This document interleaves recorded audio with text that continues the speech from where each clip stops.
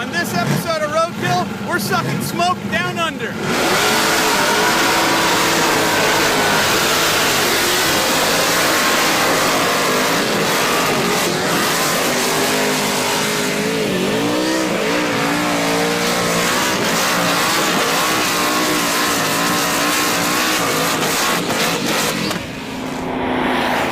We really had no plan here other than to get on a plane in Los Angeles and fly halfway around the world to Brisbane, Australia. We had to get off the plane and meet this guy named Gup. And all we really know about him is that he runs the Power Cruise here in Australia, which is a series of these wild events with burnouts and superchargers and tire smoke and just the whole program.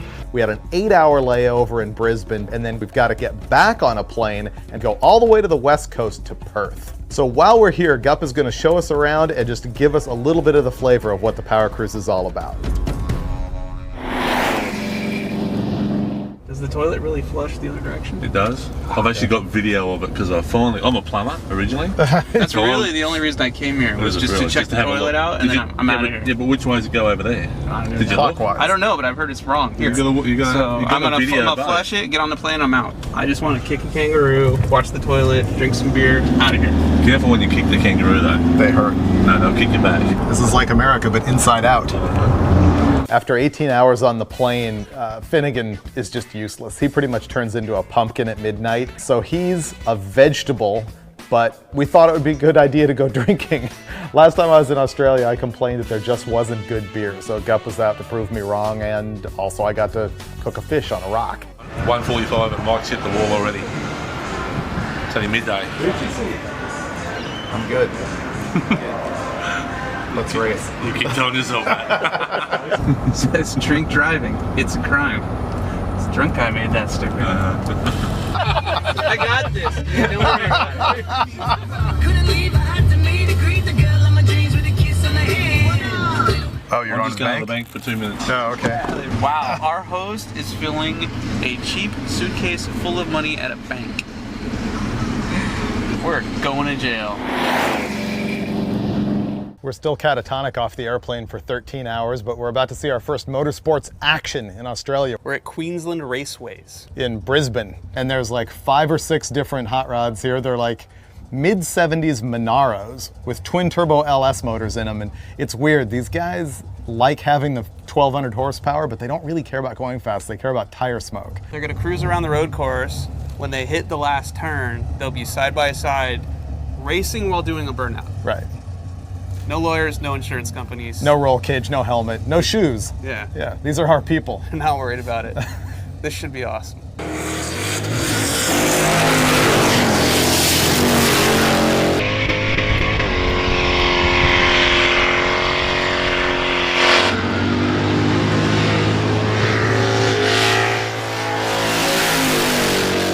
There was this one car that we heard was going to be the quickest car there, and we showed up and saw it, and it's tan, and it looks like a Camry to me, although I guess it was a GM product. And it's got this turbo LS on it, and it gets out on the track and just freight trains this twin turbo Lamborghini, giving credence once again to my statement, not $400,000 worth of fast. I just figured out why Australia's awesome. I don't think they have insurance or lawyers here. They have 1,200 horsepower cars with 4 people in them with no helmets, with the express intent of doing burnout side by side for a quarter mile. There's no fail in this program. Then Gup brought out the big guns, which is his 74 HQ, which is legendary in Australia. It's this bright green thing. He gives rides to everybody at his Power Cruise events. It has a 540 in it with a 106 millimeter turbo called Elvis. And this thing makes 1,200 horsepower to the wheels, and it's not really about going fast. It is about blazing tires.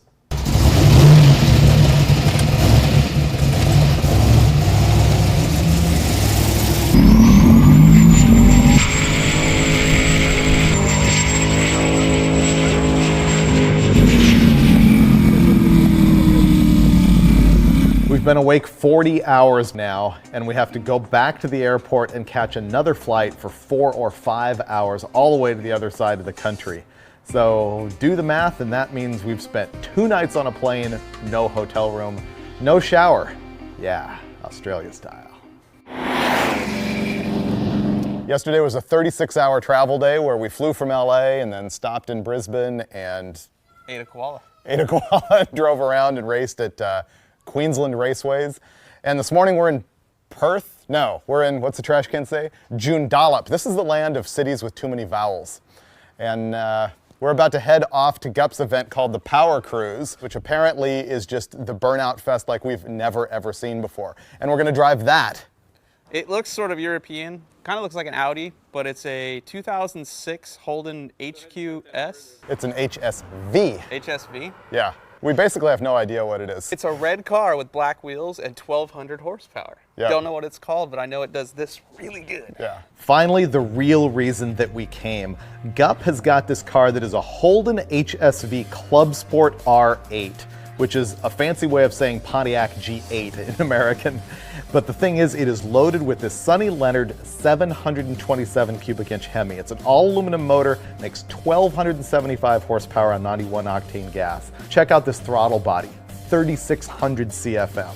The engine at Sonny Leonard with all these options is like 65 grand. The car, before you even start hacking it up, is 70 grand.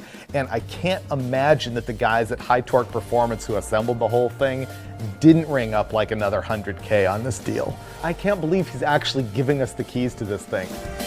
Oh, this is weird. Wrong side, This is you're weird. taking the bullet. This is weird. I'm buckling up for sure. This isn't safe at all. When was the last time you drove on the wrong side of the road? Never in my entire life. Never been to England, never been to And not Australia. with 1,200 horsepower either. It's a button. Come on, baby. It says check engine oil. I'm just going to ignore that, though. I'm sure they've checked it before they gave us the car. Treat it like a rental, it's not yours. Let's go. Driving in Australia. Don't high center it on the driveway. Oh, wow. Ah, traffic. Oh, my God. Get out of the way. We're American. Oh, wow. Traffic circle. Okay. Run for your lives. I hope there's no pedestrians here. They're screwed if there are. Boss. Oh, dude. Oh, wow. Wait, Oh, wow. wait. We're playing chicken. That was bad. Hey, you know what? This car has 1,200 horsepower and air conditioning. Let's make it work. Oh, wow. You do it. I'm going to concentrate on the left Yeah, side I'd of the road. suggest you do that.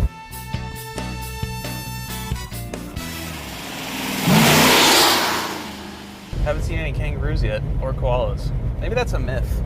Maybe they're not really around. They don't really exist. Yeah. Like, that's a myth to lure tourists here. And then you get here and you realize there's nothing to see. It worked for us. Yeah. Suckers.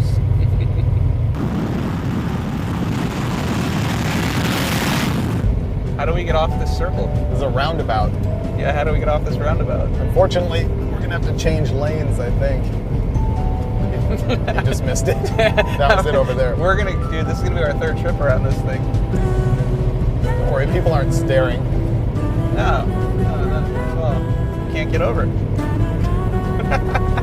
Alright, dude, I don't care. I'm cutting people off. I'm getting out of the circle right now. I don't know which way we're going, do you? I'm going this way. Oh, I'm turning the wipers on too.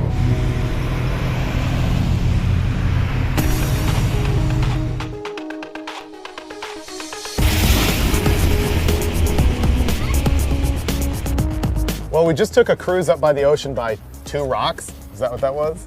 I was avoiding not hitting 2 cars, dude. Neat lagoon, really, really green, pretty water out there. So we made that cruise. I really have no idea what city we're in. Just having a little bit of a charging issue. You really got to keep the RPM up to keep the batteries charged. And back there at the light, we came to a stop and the voltage came down and it died. So we're thinking we're going to cool it off a little bit here and maybe have a bite to eat and hit the road again. It's 154 liters a gallon. I don't know what the 154 is, but it's liters. Where do you put the card in? You don't. Nobody steals gas in Australia. Apparently. Very trusting here. And that premium's 98.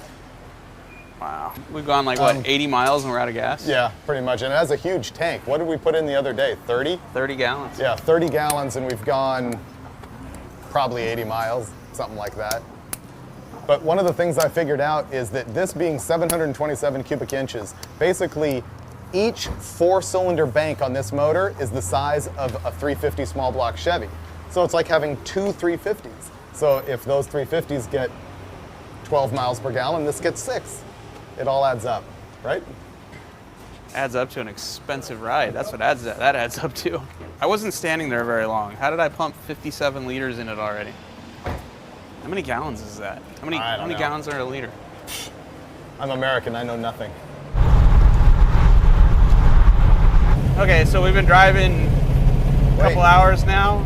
Dirt? And we've now approached a dirt road in the middle. We're lost, dude. You think Gup minds if we drive his car on dirt? You might mind a little. You know what I mind though is... No kangaroos? No koalas, no kangaroos. I'm starting to think it really is a conspiracy to get tourists here. Okay, well, but the good news about all of that is that we are in the middle of nowhere with a nice little paved road. Burnouts? You thinking what I'm thinking? I like burnouts.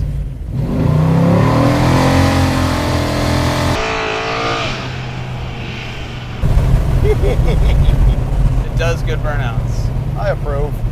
Your favorite gauge is not happy right now. See that? Yep. The engine's hotter than a transmission. I think That's a bad sign. This is a brand new car. How could it be overheating? It has 727 reasons to overheat. Yeah, but... I know how to fix it, though. Ooh. Why not? Just because we're in Australia doesn't mean the rules don't apply. Wow, there's some unusual bugs on the hood, too. Let's go for the shade over there. Let's go make some laps and cool it down. I think burnouts would cool it down. They're leaving nothing on the table with the flies here.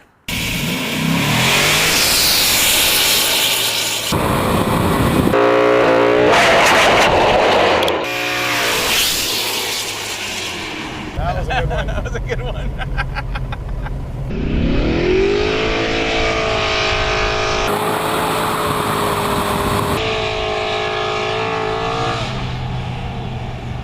I feel much better about not seeing koala bears now.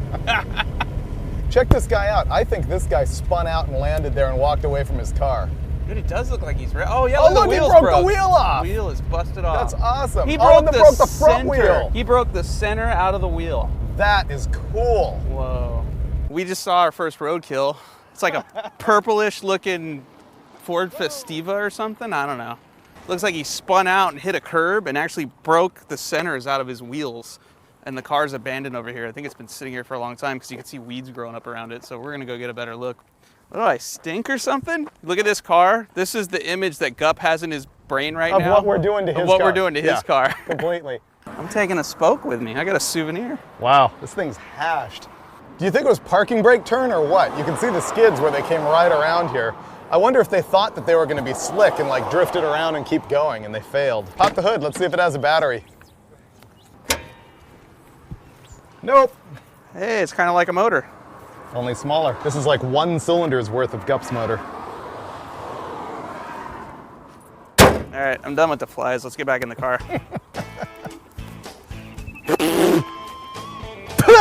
Yuck! Well, now we can say that we've done hellacious burnouts on 2 continents. It's been a pretty good day, but it's time to wrap it up, try and sleep for the first time on this trip, and hit power cruise in the morning.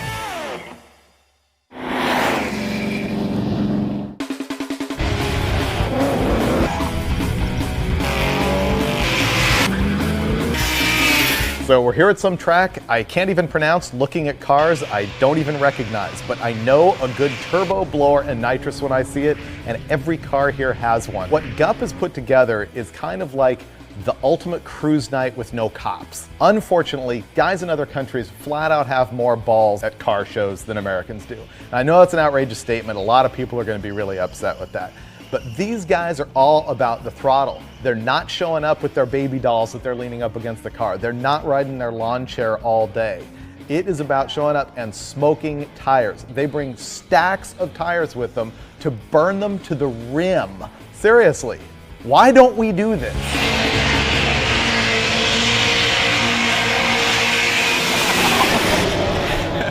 This is the last day of Power Cruise, and this is the Power Skidding Finals. And I guess the goal here is to turn your tires to barbecue sauce, keep the car going as straight as you can, don't use the brakes, don't lift, just make as much smoke as you possibly can.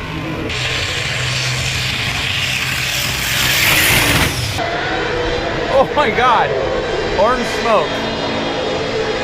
No way.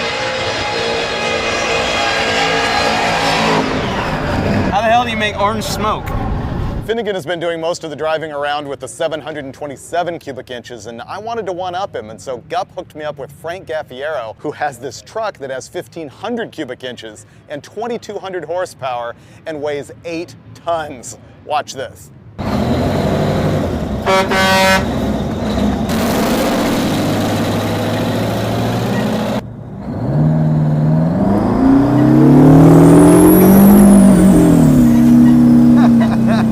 It was really weird to be out there in this giant truck, like towering above these little cars all circling around us.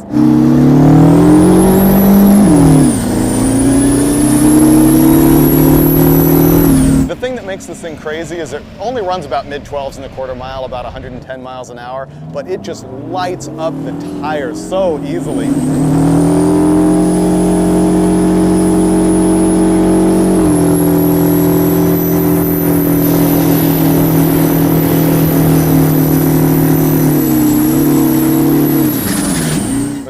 Fun part of it was taking the giant semi-truck and doing that big donut at the end, making smoke everywhere.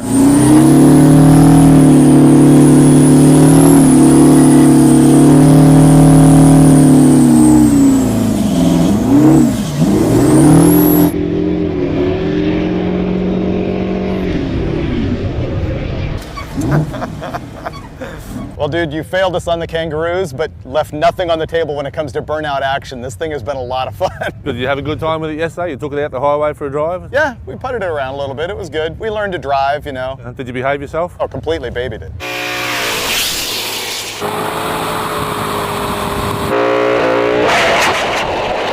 Since you didn't do anything yesterday, I guess the only thing to do now is rock, paper, scissors. Who's going to take it in the drags today? You gonna let us race the thing? I'll let you race it. Ready? Rock, paper, scissors. Smash! Again! I always win this. I quit. Get out of the way. I'm racing. No, you're not. You're in the wrong side of the car, dude. Okay. Let's just go ahead and say that I intentionally gave up the seat in the drag race because there is no chance he's making it through this drag race. He's gonna blow the tires off the thing, possibly put it into the wall, and I don't want to be that guy. Ladies and gentlemen, Mr. Mike Finnegan. About to go street racing on a drag strip in a car that I've never hole-shotted before, on drag radials that I'm not allowed to do a burnout on to warm up. This is gonna be awesome. I roll up to the starting line for race number 1, and I think they cherry-picked somebody for me because I was at the back of the line and they sent me around to the front of the line and lined me up with some dude, I don't know who he was, and I just kind of gingerly rolled it off the line, made sure the tires were hooked, and then gave it maybe a quarter of a throttle and drove by this guy for an easy win.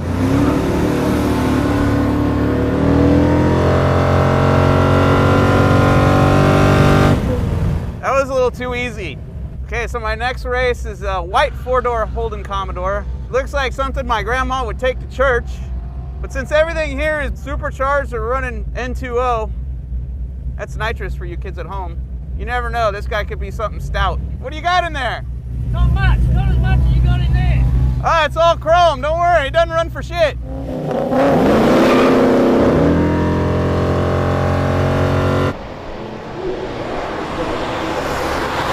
Okay, that wasn't exactly fair for the other guy. I left him like he was chained to the pole behind him. He's not doing bad, but I can't deny that it looks like they are putting up ringers in this race. And by ringer, I mean the slowest guy they can find to line up with them. So I come back around and I'm feeling, you know, pretty cocksure about myself. That's a good looking car right there. It'd be a damn shame when I send him packing. This one's for America.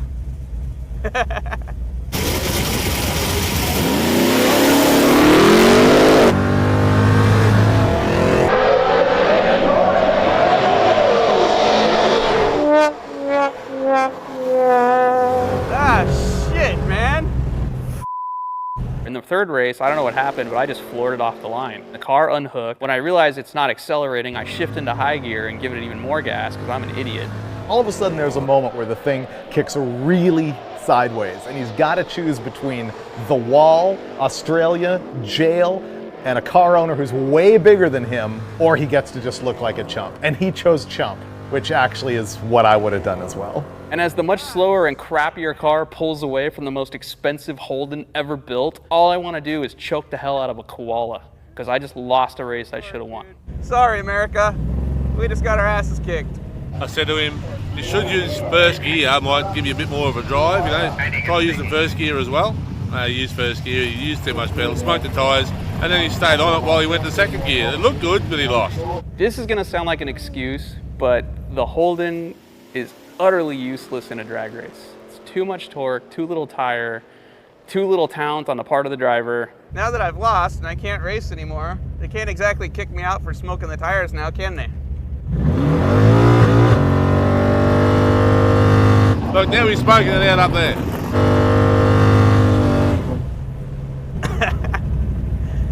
It makes good smoke. I think the tires are defective. Should I do a burnout right next to him with his own car?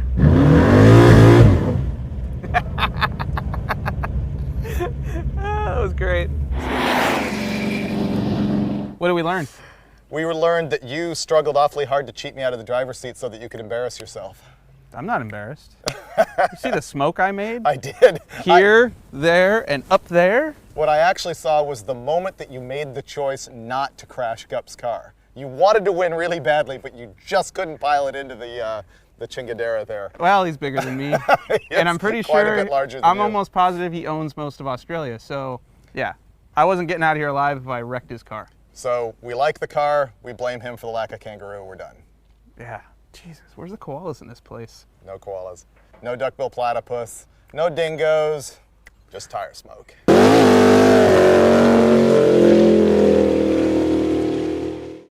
What is the story? Did they brought rabbits here and the rabbits ate all the kangaroo and the kangaroo ate all the capybara or something like that? I forget exactly how it goes. You notice there was no Foster's anywhere we went? No, they don't drink that stuff. No Foster's, no Paul Hogan. Not one person has said crikey to me. Can you guys work on that?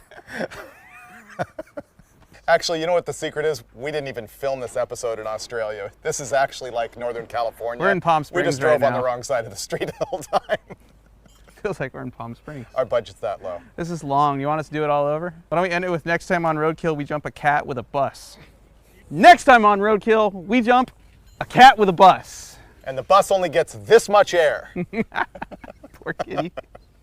See, now it's his fault. Oh, that was a fly on the tooth! Right on the tooth! Chew that up and call it protein. Your country's kind of buggy. The racetracks in Australia are very scenic. Still no freaking kangaroos. Dude, this is YouTube. You're supposed to shut the video off the second the credits roll. But if you didn't, here's your bonus. 4 minutes of insane burnout action.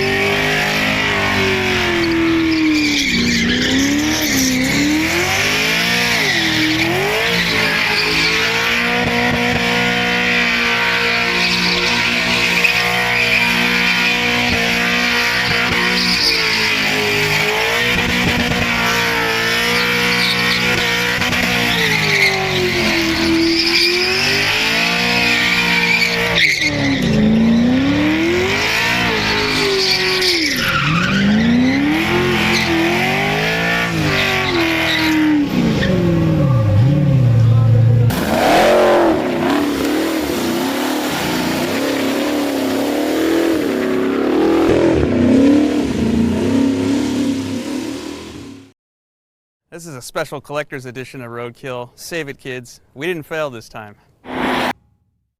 This time on Roadkill, we are going to take a 73 Suburban that we've never driven and use it to haul a 55 Chevy body 1,100 miles to Jim Meyer Racing in Oregon to build Finnegan's dream car.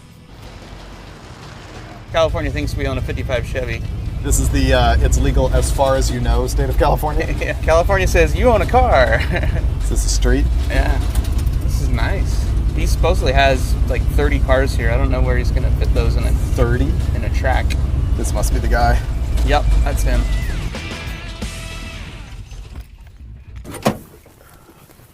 This door's still full of water. They'll teach us to wash the car. Here it's sloshing. Hey, Don. How you doing? Good to see you. I'm David. It's been months, but I'm ready to pick up the car. Car's around back, waiting for you. Cool. Let's check it out. I've been searching for a 1955 Chevy Bel Air off and on since I was a teenager when I first saw the movie Two-Lane Blacktop. I bought this car 4 months ago, sight unseen, and I'm really fired up to finally see this thing in person. The roof's good, the quarters are... Quarter, not so much. Yeah, the quarters need a little help. Oh yeah, trunk's nice. It's perfect for what we're doing. It'll make a great race car. Yep. Okay, yeah, this is gonna be perfect. Whoa! We're gonna take this up to Oregon and actually plop the body on a brand new chassis up there at Jim Meyer Racing, make a gasser out of it like that. And what's really cool about it is that we're gonna put a Chrysler 426 Hemi in this car, and we have it in the back of the Suburban. It's like gasser kit all right here with us.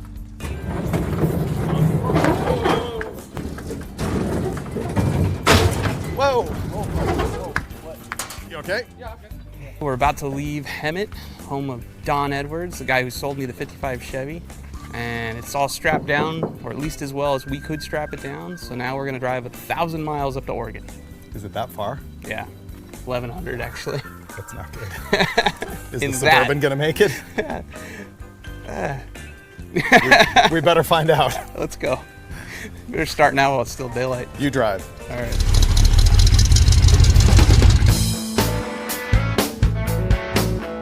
I've only seen 2 55 Chevys with Hemis in them in my life. I've only seen them with Chrysler early Hemis in them. I've never seen a 426. Yeah, both the cars I'm talking about. Did you bring the stack injection?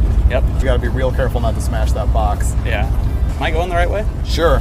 Am I supposed to be directing? I think so. And there's an ostrich. Holy crap. I've never seen an ostrich in real life. You never have? I kind of want to stop and go look at the ostrich. Make some ostrich McNuggets? Oh my God.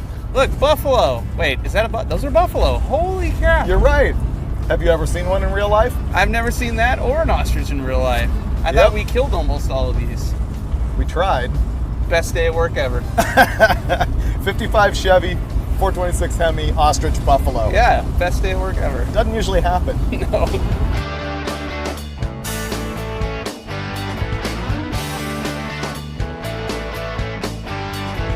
The first stop we're going to make is at Rod's West in Ridgecrest, California, because we've got to pick up some cool wheels that we're going to put on the front of the car. It's a place that's owned by Don Walden. He's been here for decades, and where we're standing at one point was covered by nothing but mag wheels. He buys and sells them and refurbishes them, and so there's a pallet of them there, and back over here there's a wheel graveyard of a bunch of rare wheels, and now he's become the Willys king. He's got a bunch of Willys parts here. He builds gassers pretty much for everybody that wants one. But there's also Austins and Angles and all sorts of There's Henry J's, Austins, Tim's. This is amazing. Stop talking so I can go look. Yeah.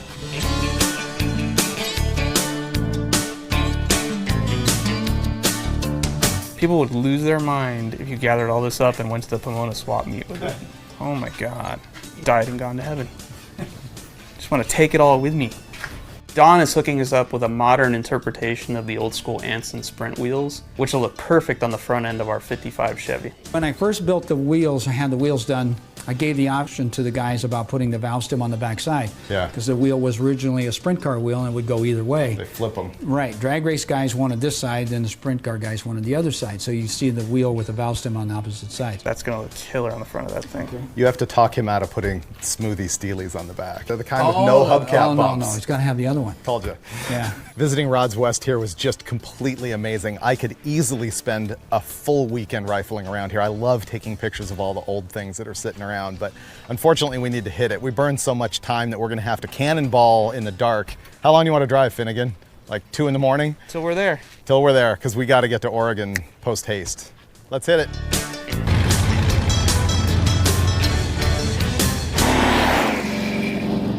The Macho Grande has been doing excellent so far, but it does need some routine maintenance. Spark plug wire kept falling off, and it only runs 7/8 as well as it should on 7 cylinders. We're going to save that plug wire we took off because it's still good, and we're going to put it right here with our spare dipstick in the fender where it belongs. Yep, with the old man rag, maybe a couple wigs stuffed in there for quieting it down. It's a good hiding spot. Yeah, that's not short. All right. We can just run that way around the motor You know what? and come back twice. If you wrap this around this a couple times, I'm thinking that it might magnetize the inlet and give us better fuel mileage. Lines up all the molecules. Right. We're going to get at least 6 miles to the gallon now. Pour fluid in. Let's go.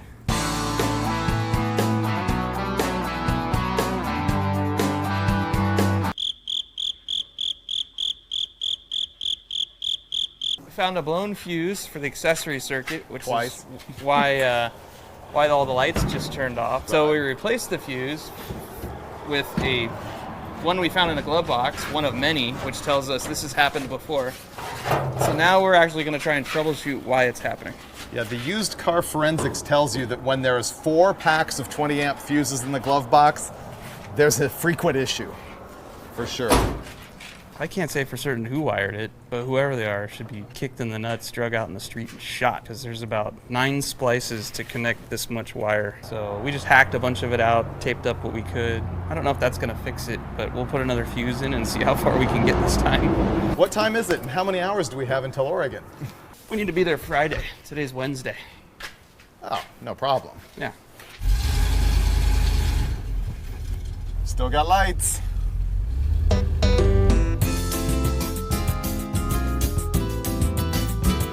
Well, we just made a nice loop in and out of the parking lot and blew the lights again. For some reason, when we're moving, it blows lights, and when we're parked, it doesn't. So something is pinching somewhere, and by unplugging the trailer, we'll isolate it, whether it's in the trailer or in the truck.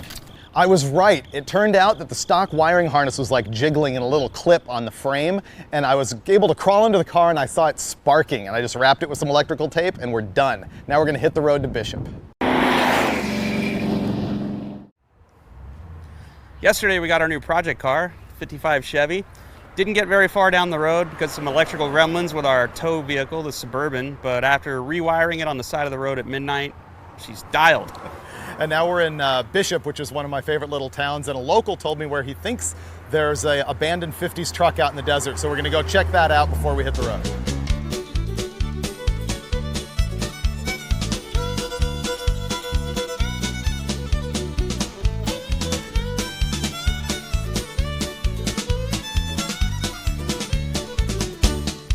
There's a lot of trash in the desert here, like old trash. I'm betting we find something good out here. There's a barrel. There's a gas tank right there, dude. Really? Yeah. So we're getting warm? Yeah. I hope that's not it. Oh, hell. That might have been a truck. That used to be a truck cab. Is that a fender? That guy obviously had greater appreciation of our skills than we do. Wait. What did he tell you was out here? He said it was an old round pickup truck, and that is an old round pickup truck. Look at it, it's destroyed. There ain't a round surface left on that thing. I see a fender, or no. Oh my God. Okay, there's good news and bad news here. The good news is I have complete confidence that we could get that home on the back of the trailer. The bad news is there's absolutely no reason to. Oregon bound.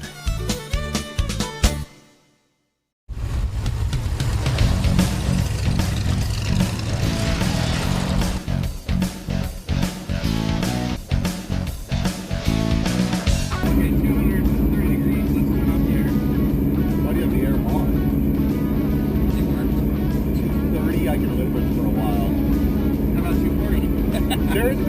got that. Don't floor it. I'm not. You better come over.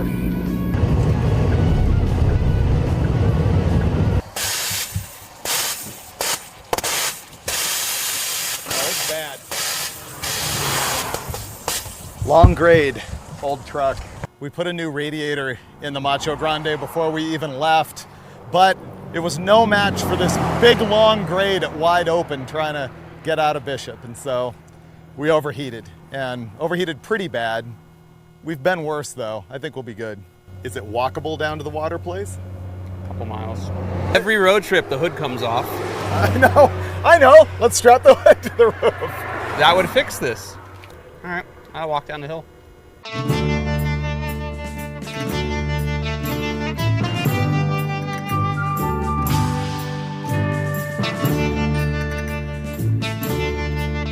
Gotta get a raise for this.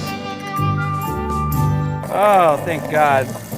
That was the easy part. Carrying this up that hill is gonna suck. Suddenly I have to pee. There could have been a bigger spout on here. Just saying. Up the hill. Well, somehow this is Freiburger's fault. I can't pinpoint how or why, given that he was pretty much in a coma in the passenger seat when I drove us up this hill too fast. But after hiking all the way down the hill to get the water and to come all the way back up, I've decided it's definitely not my fault, it's all his fault. Then if that's not enough water, he's hiking down the damn hill to get the rest of it. How much oil should be in the water? I know how we can do a roadkill and never boil over once. Don't leave home? Get a Volkswagen. What bugs me is we actually were proactive about it this time and put in a radiator. New one, not even record. That's amazing it still has that much pressure after this long. It just means the freeze plugs are still in there. It's good news. This reminds me of the Alaska trip. This reminds me of the Jaguar trip. This reminds me of... Buick. This reminds me of... Told you, deja vu. This is every trip. Yeah. Any minute now, we'll cut to a clip of us driving with the hood off this thing. One time, I had a friend, Tony, who his 340 Duster did this, and he like leaned way back and got the cap off and nothing happened. He goes like this, right in the face, like melted, literally, skin was hanging off of him. It was pretty bad. So go ahead and pop that. Ah! At least I didn't scream.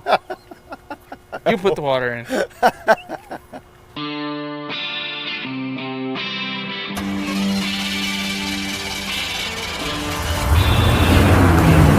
Cap it off, let's go, before something bad happens. Our tow rig is a 73 GMC Suburban, and the guy I bought it from swore that it has 340,000 miles on it. And it doesn't really seem like it. It runs pretty good. It's got a 454 and a turbo 400 automatic. We put some brand new Mickey Thompsons on it. But the thing is, I paid $1,500 for this thing. It sat for a year and we never drove it until the day we put the tires on it and left for this trip.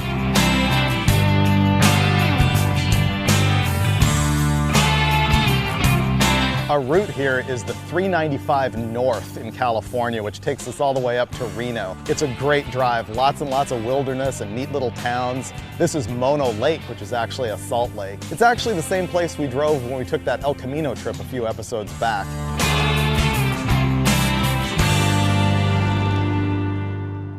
Our overheating problem fixed itself once it stopped being 100+ degrees outside and once we stopped trying to full throttle it up big steep hills.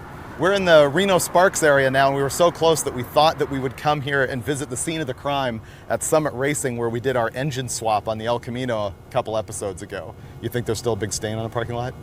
That's what I want to know. These people care too much about their facility. I bet they street sweeped it. Let's find out. I spent a year in this parking lot one day. Wow, you'd never know we were here. No, it's right there. They did a better job cleaning it than we did. Yeah, I scrubbed it, but wow, impressive. Summit Racing on the ball. Oh, that was fun. Okay. Let's go get dinner. Let's.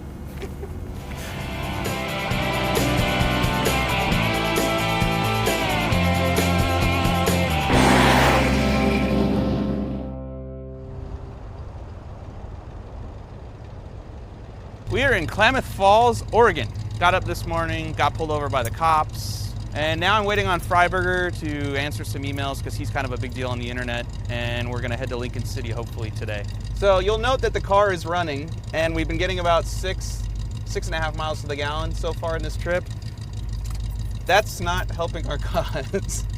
I can't turn the car off right now. It's custom. Oh, here we go. Idling down. Come on, baby, stall. Okay, throttle's backed all the way out and it doesn't want to stall. In gear. And it won't die. I'm gonna have to reach in there and disconnect the power wire to the distributor.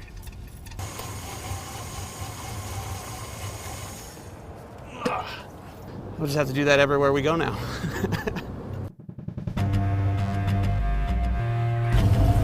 All right, we got a full tank of gas, a radiator with water in it. That's amazing. Under 300 miles to go, and it's still daylight out. You were supposed to turn on the 39. Okay, where was that? Back there at that sign that said 39. Oh. Okay, we're gonna turn around again. Fantastic navigating, Mike Finnegan. I told you what to do, you just didn't do it. You know I can't remember anything for more than 3 seconds. I have the attention span of a gnat. We were 0.3 of a mile from the turn when I gave you the directions. I know, I told you. Gnat. It's really cool to be here in Oregon instead of in the desert, which is where we normally do our road kills. Right now we're heading sort of northeast across the state, and we're headed towards Lincoln City, which is right on the ocean.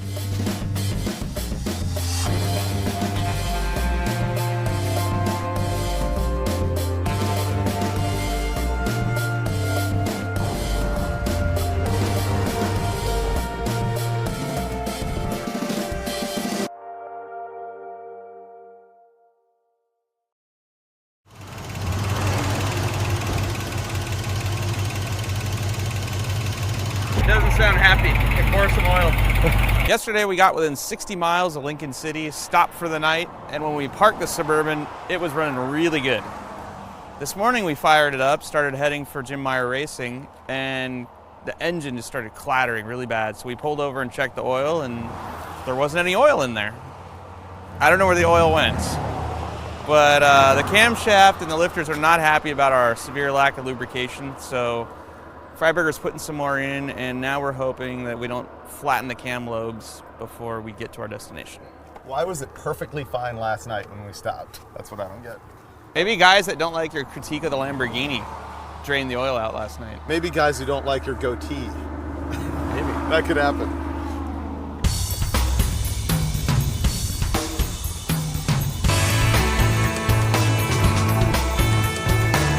Oh, we're almost 15 miles away. We are so close. Are you excited? Dude, I'm about to piss myself. Please don't. Truly the greatest thing about this project is by the end of today, it's going to look like a car. It's not just going to fester around forever hoping that it's cool. Ask me how close we are. How close are we? 1.8 miles to Yeah. paradise. Let's stop for breakfast. I'm hungry. I'll push you out the car door and keep driving.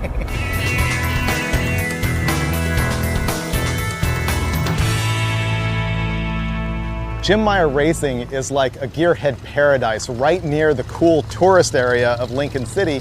He's got this great shop tucked away in the woods. He's been here like 25 years just doing cool gearhead stuff.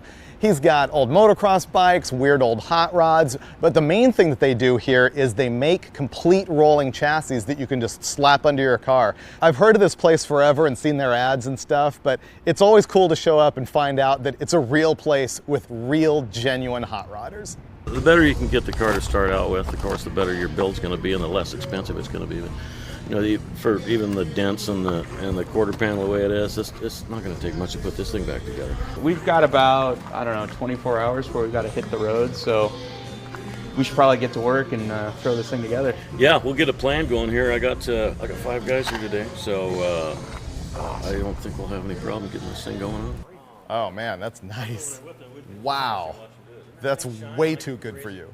I really don't deserve this. It's better than I imagined it. I mean, I've been drooling over a photo that big on the website for a year now. Way better in person. Amazing welds. The construction's really nice. These guys don't mess around.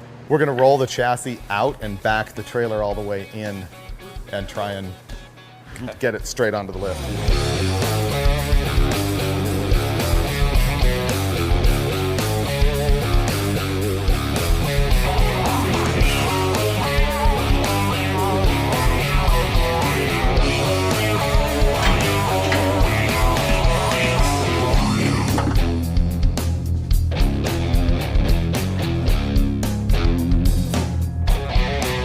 So far, it's like happening really fast. Got the body off the dolly on the lift, and now what we're doing is trying to center it over the chassis and eyeball what's going to happen with the rear tire fitment so that we can cut out the quarter panels. I've been looking forward to going to Jim Meyer Racing's place for a long time because these guys know what they're doing. They've been building hot rods forever. Just being around mills and lathes and plasma cutters, that just makes me warm and fuzzy inside, so it's awesome to be here. In a traditional gasser style car, the rear quarter panels on a 55 Chevy have to get radius cut so that the 30-inch slicks will fit. And then they stick out just a hair, which is part of the reason why the cut is so tall, so that when you drive the thing down the road, if you hit a bump and the suspension compresses, the tire has room to go up without damaging the body. That is awesome. I love the sidewall on that tire. Looks like a truck tire. Yeah. We've already cut that side out, made a template of it. Now we're going to transfer it to this side, cut this side out.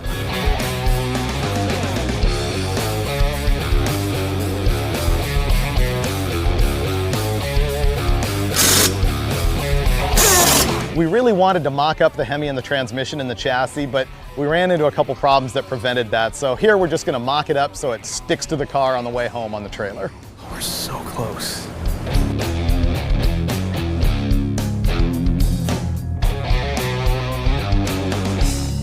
Break out the intake manifold. Yes. This is the key to the look of this car. I have had this Enderly mechanical fuel injection setup on my shelf forever. And when I knew we were going to build the car, I knew I had to give it to Finnegan. This thing looks right. I'll just like that. And I didn't get socks this year. Woohoo!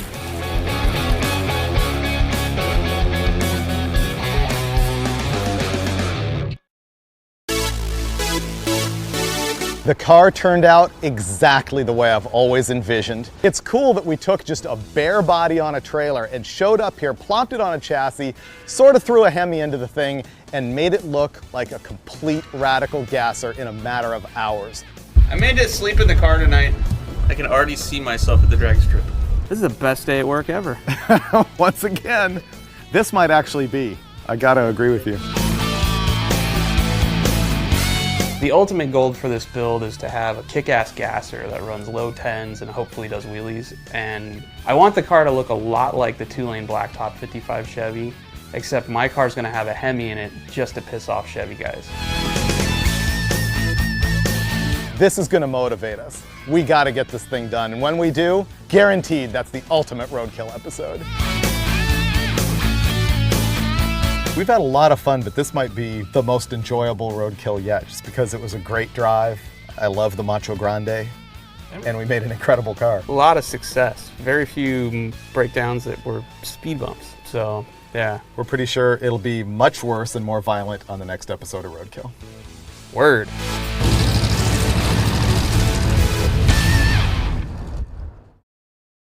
I froze my nuts off in this parking lot. Maybe you can find them and put them back on. I know, right? You do the speech. Go for it. Spit it you're out. doing great, actually. No, be funny. You're doing great. I'm number 2.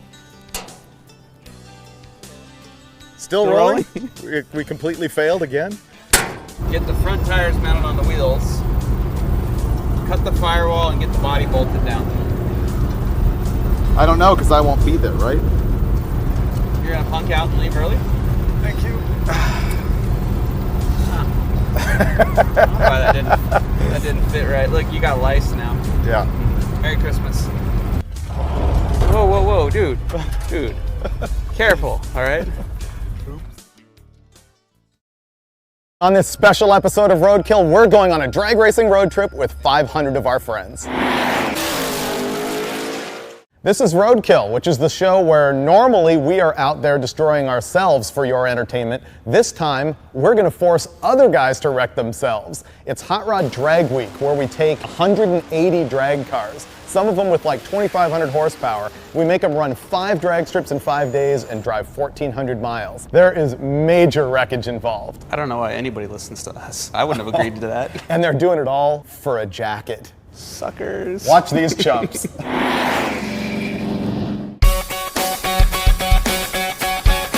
This is Tulsa, Oklahoma, day 1, registration and class inspection and test and tune. Drag Week started claiming victims before we even started racing. I was interviewing Bob Larson about a broken axle on his car when I heard an awful noise. Done broke that right in half.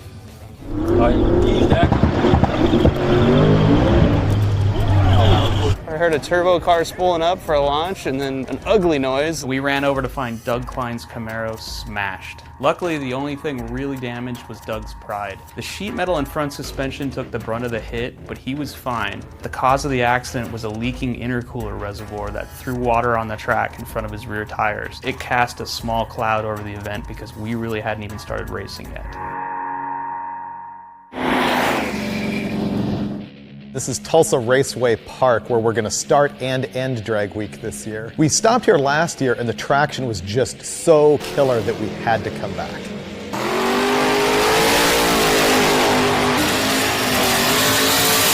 Larry Larson has won Drag Week 4 times in his 66 Nova, so he knows what he's doing. It'll be real interesting to see if he can stay ahead of the pack this year.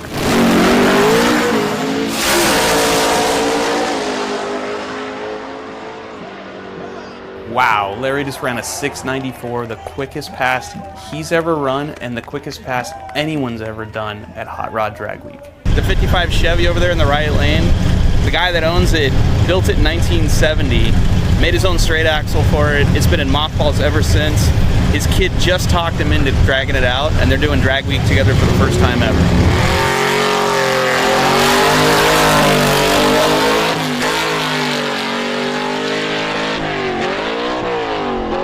I forgot about that. The one thing his kid asked him to change was the clutch because it's 30 years old. Dad didn't change it. That's what I smell right now. Bye-bye clutch. Todd Mashmeyer has won the modified power adder class before in his 1968 Camaro, and he's back again with Travis Gilpin behind the wheel to defend the title.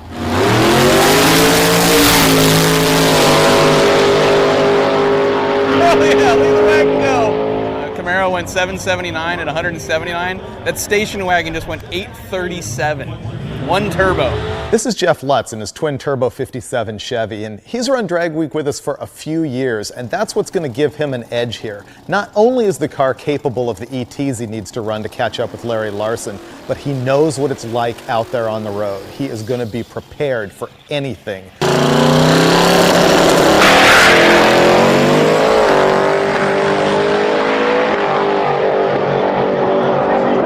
Lutz showed us what he's got with a 716 at 212 miles an hour, the fastest mile an hour we've ever seen at Drag Week. We'll see if he can hold this thing together.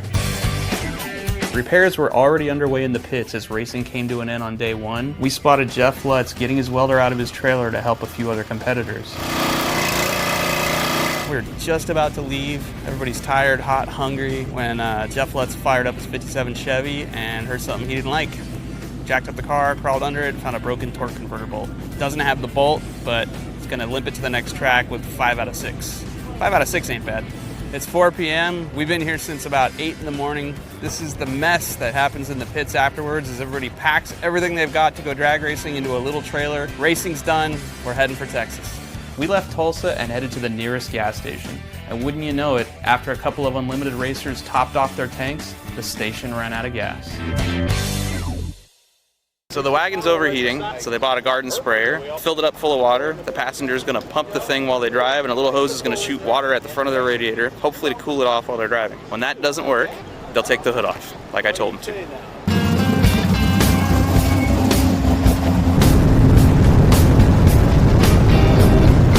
1,400 miles doesn't seem like that big of a deal for a regular car, but you put a serious street strip car in traffic, and suddenly overheating becomes a real issue. Not 20 miles outside of Tulsa, we found cars dropping like flies, overheated on the side of the road in 90-degree temperatures. It's 8:40 at night. We've been on the road maybe 5-6 hours. We've gone a total of 40 miles. We just stopped under an overpass and found Schroeder and his buddy from Canada and their 66 Vet on the side of the road with a dead battery. So they're fixing that right now while I'm sitting here taking pictures of their misery. At the rate we're going, we're gonna get to the track tomorrow when it opens, and we're probably not sleeping tonight. We had some beers here. It's just nice. We have no reason to leave if we had beer here. Another 20 miles down the road, another broken car. This time it's Todd Mashmeyer. He hit the bridge with his car, took out the cross member to the motor, smashed the oil pan, the transmission pan. Now he's got a welder to fix it.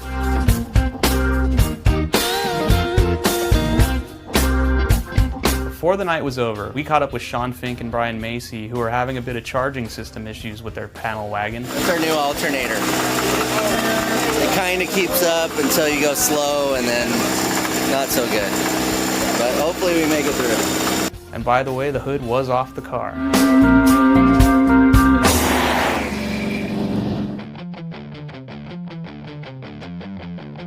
Day 2 of Hot Rod Drag Week finds us in Ennis, Texas at Texas Motorplex.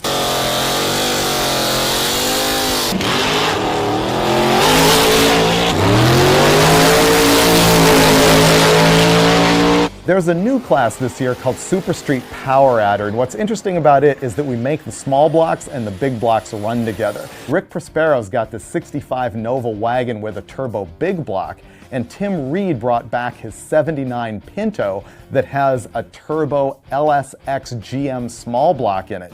Both of these cars are capable of running 790s. Tim Reed has gone as fast as 8005 here at Drag Week in his 79 Pinto. His goal is to get into the 7s. He is that close. So we came over to give him an interview, and his dad Al is polishing a wheel, and the steering doesn't look great. What's happening? Well, Sunday we broke the did a big wheelie and broke the rack, so it's we've been fighting it the last couple of days. You broke the oil pan too, huh? Yeah, broke the oil pan. All right, so I imagine Tim's off trying to get some steering parts? Yeah, he's at O'Reilly's getting a part. Are you guys gonna make another hit on it today? Yeah, we're gonna try to make 2 more hits. The wax job I'm putting on it, it's gonna make it a little slicker, so that ought to get that half a second. Oh yeah, that's like race stickers. That's good for 10 or 20 horsepower right there. Awesome. All right, well, good luck. Hey, thank you, Mike. We'll see you later.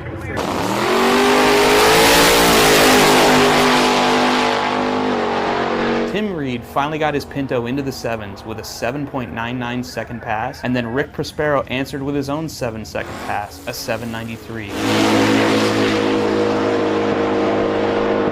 The question is, can Rick keep it together for the rest of Drag Week? Dodge Ram single turbo on a Viper motor went 909 at 148 yesterday. Today, not so good. What happened, fellas? Blew a head gasket. Blew a head gasket. What did you do? Up the boost some more, or it was just time for it to go? It was the same. I think it was just time for it to go. So it's got about 50 dyno pulls in it, but we got a dyno last week, and so it's fresh, very fresh combination. So. Cool. Did you guys find a gasket to replace it? Yes, sir. Cool. You gonna make another hit today, or just fix it and hit the road? If we can get back on the road, I'd be happy. Yeah. All right. Cool. Good luck, guys. Right. What they thought was just a blown head gasket turned out to be a torched head and block, and since V10 parts are hard to come by in Tulsa, the Dodge was out. Dad's bringing his son an axle for his 8 3/4 Dodge rear end, going in his old Ram pickup. What was that for service? So did you guys get to make a lap today? Made one, but it's about 2 seconds off due to the snapped axle. So how quick can you guys do this? Because it looks like you've done it before. Hopefully we'll be done here in about 20 minutes. 20 minutes for an axle change. I like it. Clock's ticking. Go for it. Tick, tick, tick, tick, tick, tick, tick, tick, tick. How much nitrous? 150 shot, correct? 150 shot. That's a crappy axle if I ever saw one. Nice work, Dodge. Call it experience, call it luck, call it being a general badass, but Larry Larson makes this look easy. We just talked to him and found out he had all kinds of problems himself. Pulled over by the cops, got lost, left the hotel this morning, got a flat tire, and then on his first hit, broke a sprag in his Lenco transmission. So he's got some repairs to make, and he's definitely got to make another run because he knows everybody else is gunning for him.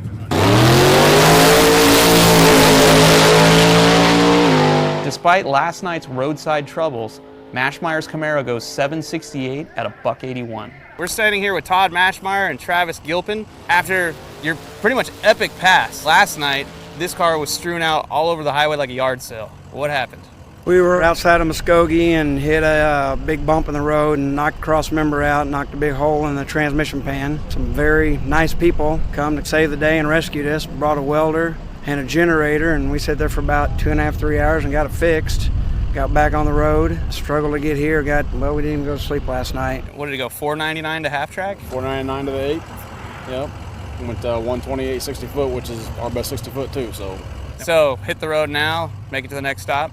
That'd be it. That's the plan. All right, good luck, fellas. Thanks. Thank you, Mike. In Pro Street Naturally Aspirated, we've got two-time winner Doc McIntyre coming back with his 68 Camaro. Naturally aspirated, this car has almost run in the 8s, and that's his goal for this week.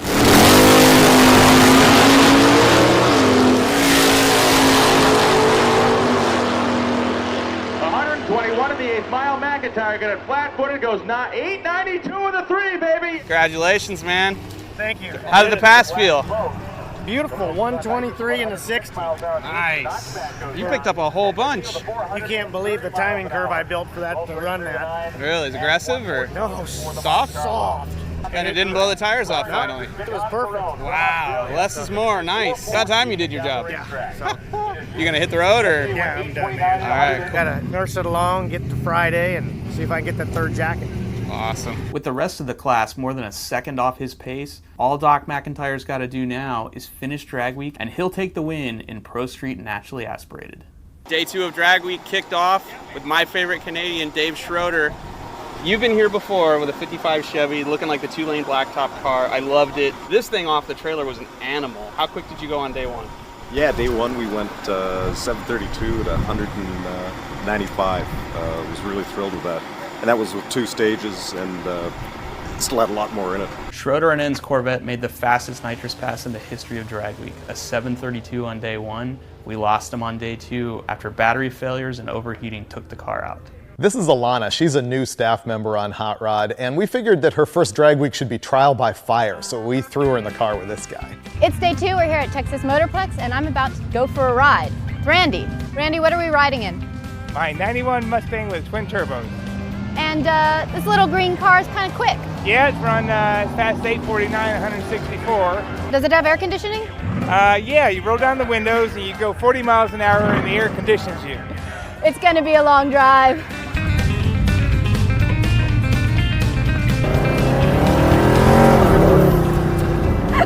So, We want to go 1182? Yeah. Sorry, I just missed the turn. I'm a lousy navigator. My girl can drive faster than you. I'm trying to talk her into marrying me. She's really cool. I'm living in 2-lane blacktop. You know what always upsets me though when I go through most of these school zones? What? There's no kids? Yeah, it's like, okay, show me what I could kill. We're not supposed to kill the kids. That's the whole point of the school zone. People totally frown on that. Kids should be eaten, not burned. We're on the road coming out of Ennis, Texas, the Motorplex, and we spotted this little dinky drag strip that we had to check out. Cedar Creek Dragway, middle of nowhere, Texas. This is America. Today we're cruising with Brian Loans, who's been a friend of mine for a long time, and he runs bangshift.com, but more importantly, he's our announcer for Drag Week. He's a hardcore drag racing historian, so it didn't take much for me to convince him to pull over at this cool old drag strip in the middle of nowhere. It's one of the last, or maybe not the last, it's one of the grassroots outlaw, non-sanctioned drag strips around, and it's been here 50 years. The same guy over here has owned it for 30. And it's just got so much character. I mean, the burnout box is worn deep. The place has been around so long, but it's all concrete, and nice wall, nice tree. They're gluing the place, got a nice tower. This is really grassroots drag racing. We wouldn't have Drag Week if it weren't for guys sort of finding their way at little tracks like this. We used to race me and my brother down through here. Back in was when NASCAR's first came in. Okay. Okay, yeah. Now, this guy would get ahead of you, and he'd do it on purpose now. He'd kind of act like he's going to swerve at you, and you slow down, he'd go ahead and win the race. So it was a high-speed game of chicken, essentially.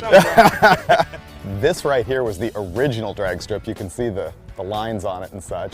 And this is a new one they put in 1986. The tree was on that concrete block up there. Oh, I see the block. Yeah, look at that. Here, check this out. So this is the center block where the Christmas tree used to slide in. They just drop them in so they can take them out later. That's cool. I think the two guys ran jet dragsters down this thing and went in the threes. That wide. Yeah. Side by side, and this is about as wide as a freeway lane in LA. What could be better than having a junkyard on the side of a drag strip? That's essentially what this guy's got going on here. He's got a big collection of 50s cars and some worthless stuff, but inside, he had a Trans Am, this early Camaro, a Tri-5 Chevy, good stuff. We gotta hit it, on to Louisiana. $1,200? Get out. That is a 64 5-ish Nova for $1,200. Or trade. How much is that camera worth? Chevy 2100, it's the low end one. It's pretty rusty. Good looking from afar, but far from good looking. Keith Harrison's a Drag Week veteran, but this is his first time with a 55 Chevy running in our gasser class. Unfortunately, he was fighting fuel pump problems. And this is Luther Duncan in a 70 Maverick with an old school small block and a 4-speed. The cool thing here is that the engine was built by Eddie Miller, who is a past Drag Week champion.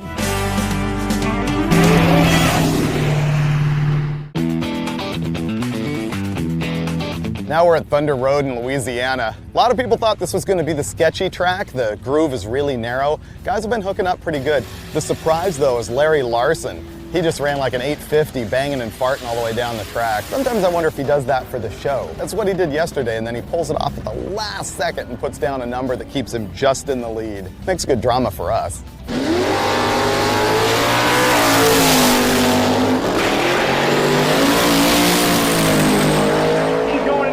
Down to the 8 mile, 166. Jeff Watts goes out 7 flat with a 2. We just finished up. We went 7:00 at 2:12. We're headed to Memphis early. Drag Week 2012. Here we come. Mashmire's bad luck continued when the 605 Chevy under the hood of the Camaro ate a cam and a set of lifters the night before running.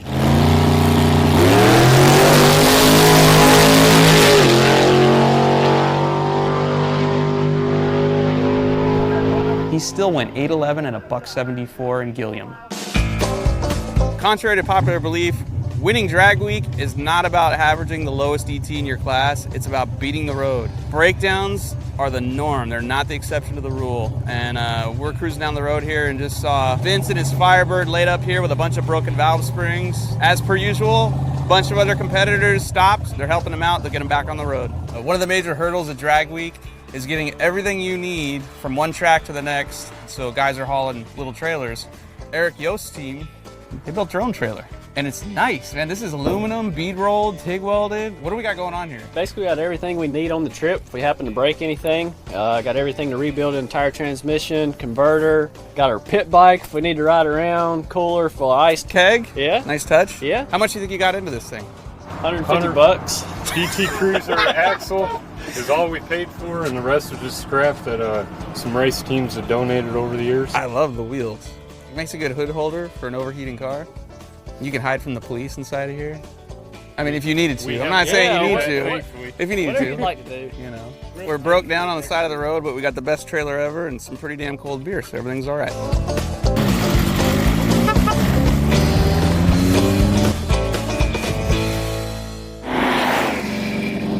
In day 4, we're at Memphis International Raceway.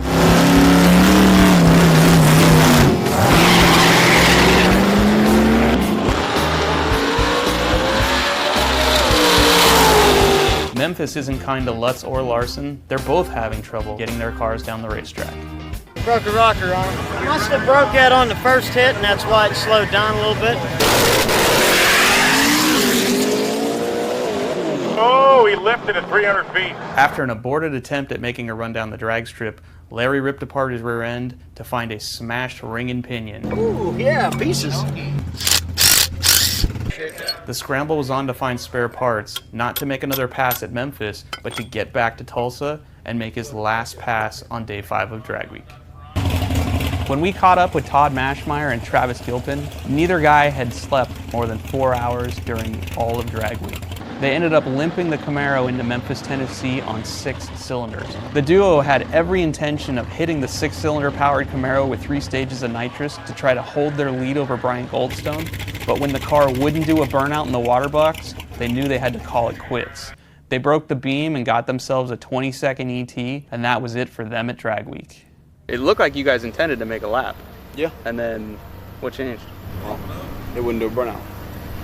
Our intent was to make a lap, and if it blew up, and whatever. We were on our way to Comp to pick up cam and lifters and put it together tonight and drive, but You haven't slept in 4 days. we had 3 hours of sleep 2 nights ago.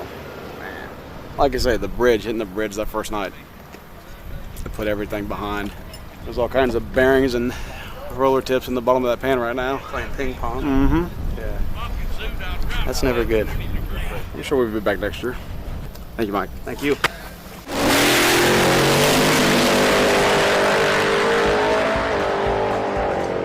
Jeff Lutz's 714 pass was enough to give him a 100th of a second lead heading back to Tulsa, so I decided to hop in his 57 Chevy and find out what was on his mind as he headed into the home stretch with the lead.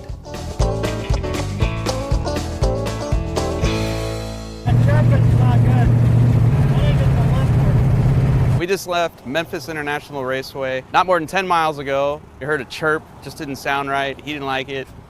I didn't like that he didn't like it, so we pulled over to find out what's going on. He thinks we might have a broken lifter, which that's not good because we've got 400 miles to go, and I think he's got lifters, but we don't have another camshaft, so this is gonna get interesting right now.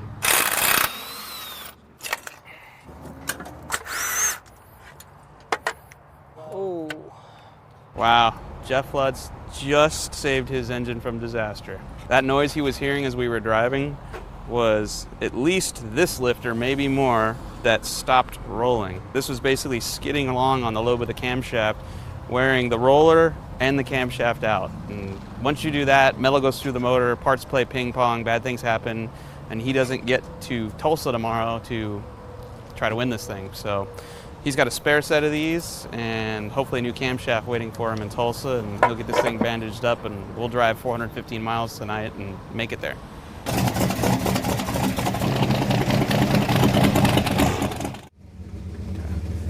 Wow.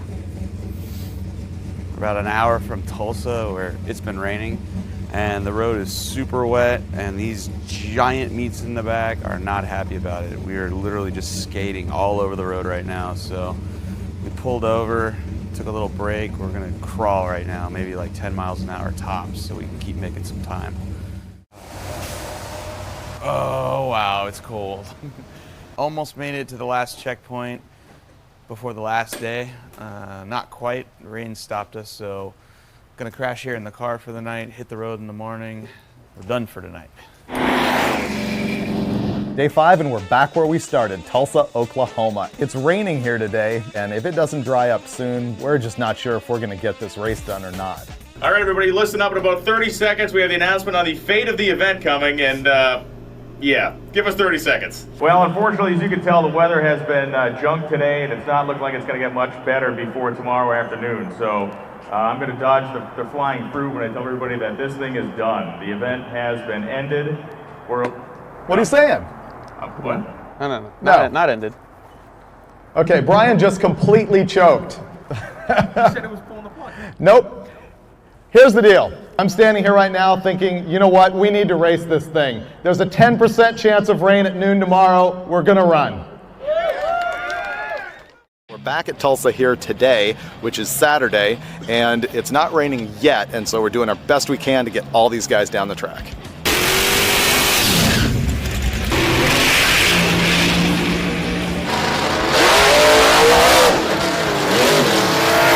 Tommy here in his Unlimited Class 57 Chevy found out the hard way there is plenty of traction on that racetrack right now. What happened, Tommy? We had tuned up the car to make a really good pass, tried to get the car in the H today, and whenever I let go of the trans brake, it came up pretty hard, and it was on a good pass, and then it came down, and whenever it did, it broke both front shocks on the car. I imagine you'll fix that up and be back next year. We'll fix it. We'll probably bring the 57 back and possibly bring a second car too. Thank you. I'll see you further down. All right. Prospero got in line to make a pass right in front of Tim Reed, but about 300 feet into the run, something definitely went wrong. Well, we hurt the transmission on that last pass. Sounded like second gear went bad, so we had our spare from the very first time. We're sticking it back in right now. Tim just ran a 794. He needs a 791 to beat us, so that's why we want to make one more bonsai pass to see if we can get it down in the 7s again. We are less than 1/100th apart right now, so put nitrous on it about an hour ago, and we're going to go out and spray it, see what happens. Prospero pulled off a miracle getting his power glide back together and in the car to make another pass, but he did not go any faster than his previous run. Tim Reed's gamble of adding nitrous to turbos didn't pay off. It ended up blowing the spark out about 500 feet. I'll be back next year. In the end, Larry Larson came from behind to beat Jeff Lutz by less than 1/100th of a second and earned his 5th consecutive Unlimited Class title. His 66 Nova is Hot Rod Magazine's fastest street car in America. Drag Week is an anomaly. We don't give you a dime if you win this event. All you get is a jacket and the pride that comes with having a seriously fast street car. Join us next month for another episode of Roadkill and watch Freiburger and I destroy ourselves for your entertainment. Two-stroke blender? Yeah. Let's make some margaritas. Mix up margaritas. What are we waiting on?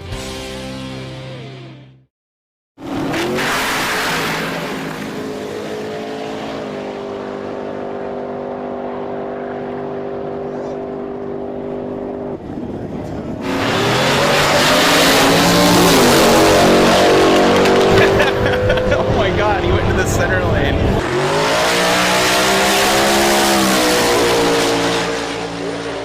Mile the third gen Pontiac at 141 miles an hour. Eric Yost goes 760 with a 5.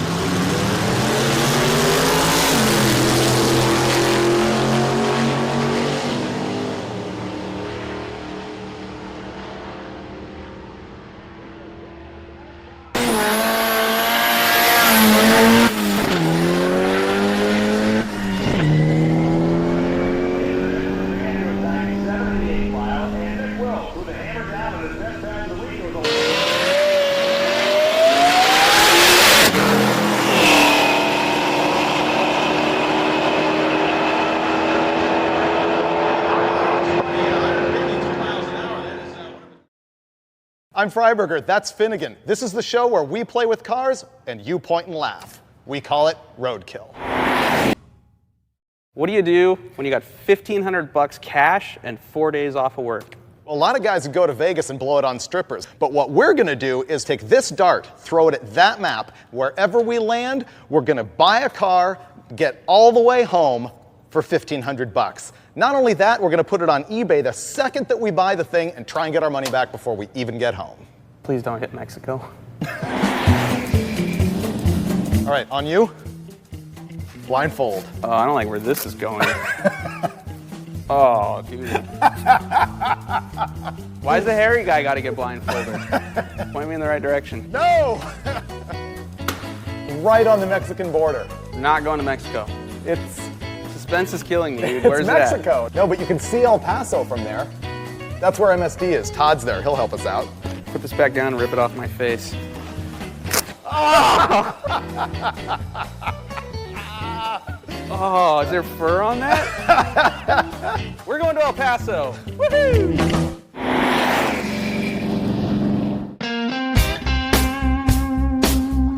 We're in El Paso, Texas, and that's Mexico over there.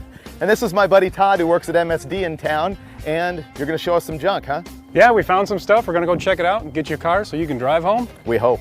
We hope. Let's go. We'll make it. It'll be fine. I think your wagon's gonna make negotiating kind of difficult. We should leave it around the corner. Yeah.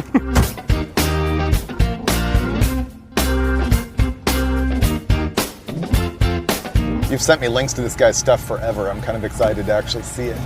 You didn't tell us about the hearse. Dead people. Dead.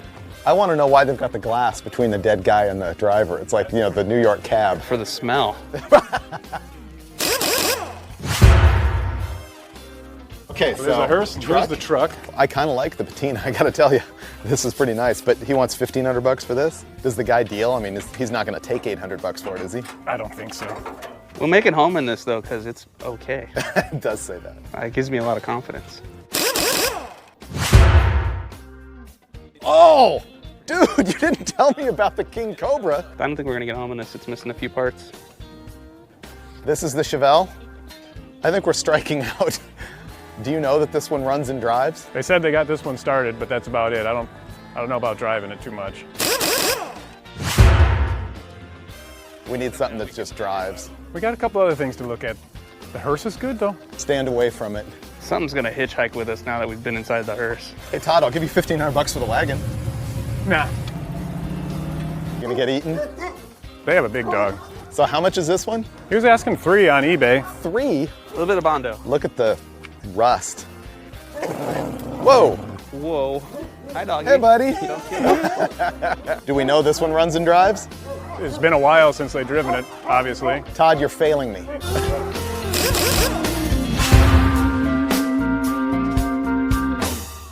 We're not finding any cars where we can get our money back. I'm kind of looking at it though, like we could have either gone to Vegas and thrown it down on black and lost our asses, or we go throw it down on a car and lose our asses. It's the same thing, as long as we have fun. But I agree with you. It's all about the adventure, but I only want to do that if the car is cheap enough that we don't really care about getting our money back. What do you think of that Pontiac for $850? It's a 72 Catalina. I like Catalinas. The ad's not in English. Well, let's go check out the Pontiac. Those are some pretty sweet fake ass hubcaps. Did you see the bumper sticker? Yeah. Have a nice eternity. I will. Okay, so the value of this thing is that we can probably hash the guy down to like $500, and then it doesn't matter what we flip it for. We can sell it for $48 on the way home and we're still gonna come out ahead. Out of everything we looked at, this is the first one that makes me actually want to call the guy. This thing has character and it might even do burnouts. Ooh, 400 two-jet. Yes. Oh, he said the ignition switch didn't work. There's something under the dash that we got to fiddle with to get it fired up. Sounds like fun. There's that. I don't know, I'm not as good. Go ahead and give it a pump. There you go. Oh, hell yeah. Man, look at Listen that. to that thing. That's one hell of a car alarm right there. $650 for the Catalina. We kind of had a language barrier with the guy, but we talked this down from $850 to $650, and we own it. And it's gonna get us home in one piece. Anything goes wrong, I blame you. 50 miles away, I don't care. $850, 850 miles. The adventure begins now. We could die.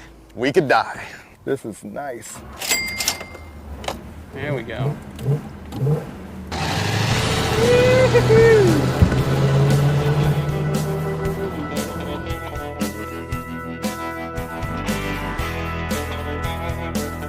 Candy, because I'm starving.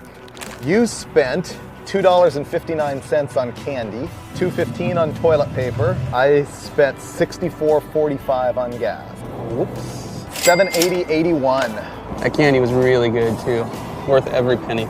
If we run out of money and I need $2.59, I'm taking out of your hide. You have to catch me first. We all know I run faster. Let's go.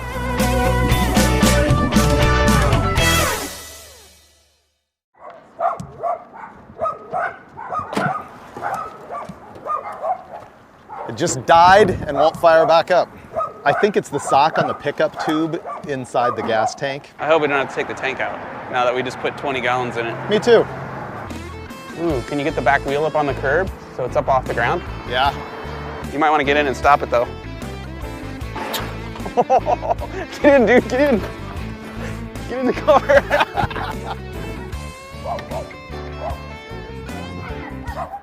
I'm trying to use a piece of wire to clear out the plugged pickup in the tank, but we don't have anything long enough. 3 miles down the road, already broke.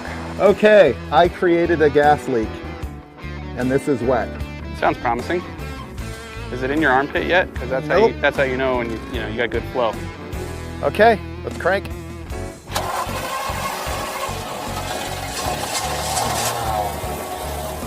Oh, beautiful.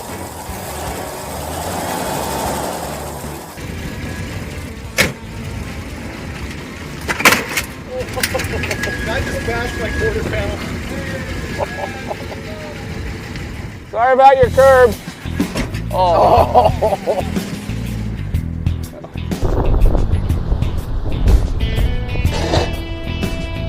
Okay, we stopped to get some junk so we can fix the car again if we have that fuel system problem, and we're probably gonna get a fan belt too.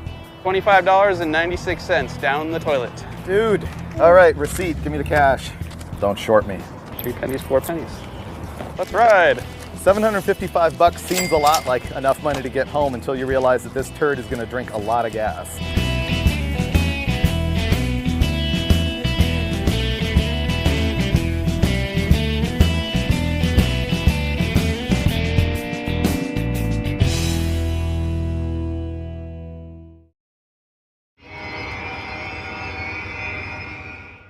Bean burrito, $2.50. I'm all over it. I could get the Pancho Villa, which is a steak for $12, but I want a slice of pie, so I'm gonna get a hamburger instead for $5.95, saving $6. I'm gonna splurge on you tonight, son. Yeah. 20, 30, 40, $743 and some change. I thought we had 55 or 755 something. You've been holding out on me. What did you buy? I don't know. You've been eating? You son of a bitch. $10 vanished.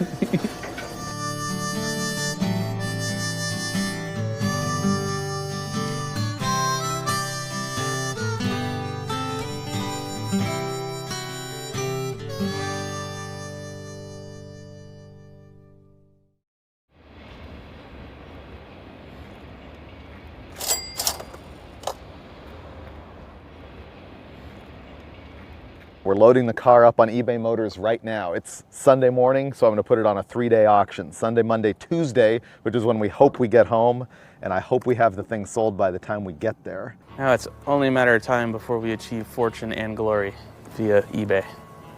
Okay, handle it. Off like a prom dress.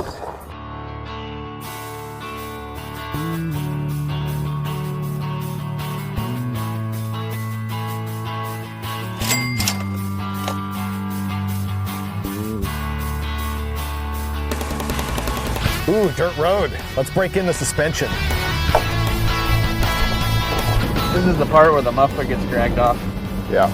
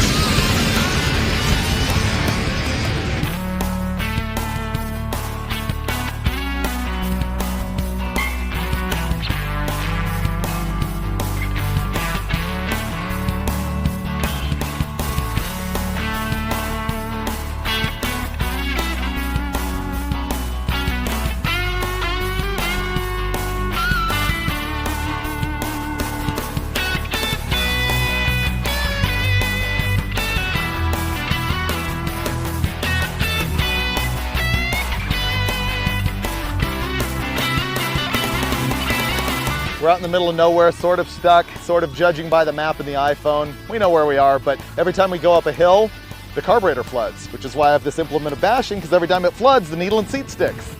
It's a wonderful thing.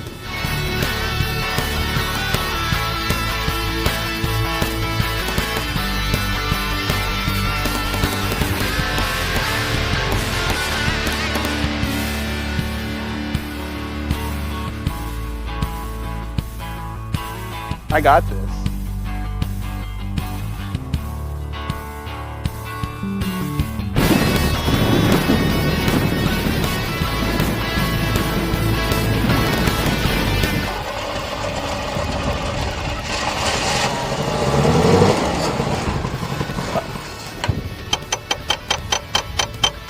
Okay.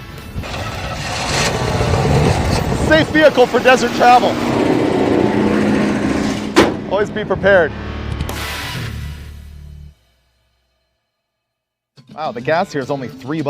That's $1 cheaper than back home. Oh, and already bid to $355 on eBay. Yeah.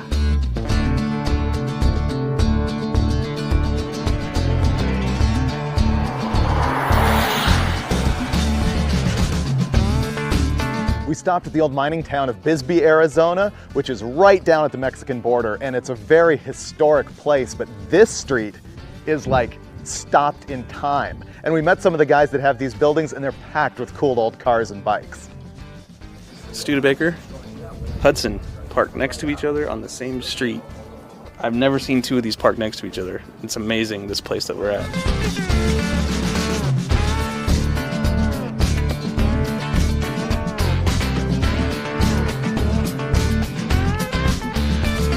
Welcome to Lowell, Arizona. This little street was founded in the late 1800s, and back in the 1970s, the mines pulled out, and when the mines pulled out in the 70s, this whole town of Bisbee tanked. This street's called Lowell, and it's been a long, hard crawl to get the street up to where it is now. And right now, Lowell is predominantly owned by the mining company who would love to knock this street down and get the ore, the copper and the gold and the silver beneath it. So we're hanging in there tight. There's a lot of love for motorcycles, a lot of love for old muscle cars here in Lowell. My father came here in 1928. I was born here in 1954, and I want to welcome you to Lowell, Arizona. This is a 1948 Chrysler. And what's really cool, when it's cold in the winter, and I can't afford to heat this whole house, I'll come out and sit in this car and make my phone calls and do business in the cab. This is what they call an 841 Indian, and it's a shaft drive. It's got the same shape as a Moto Guzzi, and again, that was to fight Rommel in the desert. Very rare. That's one of the coolest bikes I've got. When I die, I don't know who's going to go through this shit, but it's going to be intense. Yeah. And unfortunately, they'll scrap it. Yeah, probably. Man, Jay's got a bunch of bitchin' stuff, but we gotta hit the road if we're gonna get home on time. We just got another bid, 510 bucks. Woo, we're rich.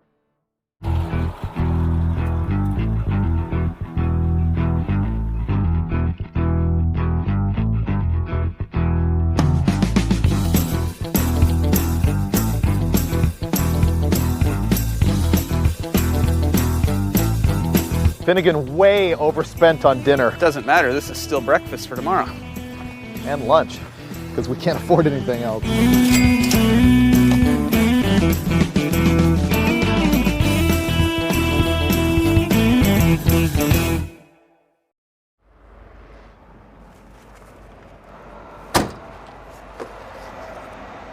Ooh, yeah! Wow. That right there is breakfast, lunch, and dinner for 2 days. That keeps really good. Apparently Pontiac trunk is not the best refrigerator. Okay, last night we stayed in a hotel that I swear looked like they had spray painted over a triple homicide. It was so bad. That wasn't a hotel, dude. It wasn't. That was a hostel. And we paid $40 and, oh no, we paid $45 for the privilege of staying there. I dropped 6 cents, and as I've noted here, dropped on hotel floor, refused to pick it up. So we lost 6 cents as well. It stuck to the floor. It was that dirty. It was gross. Yeah, let's put this back in here. Put that in the fridge. Back in the refrigerator.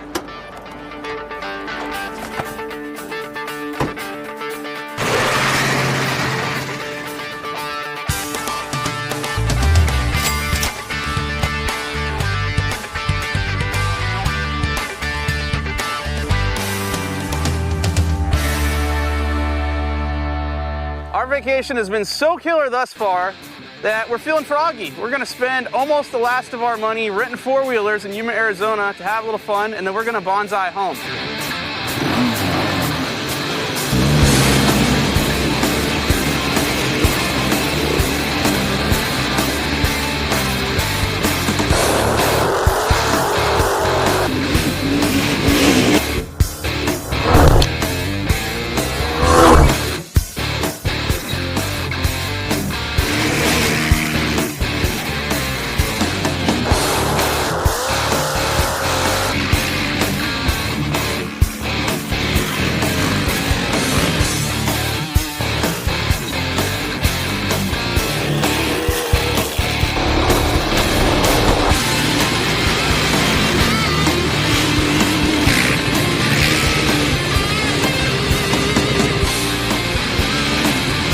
Watch me go race my boss.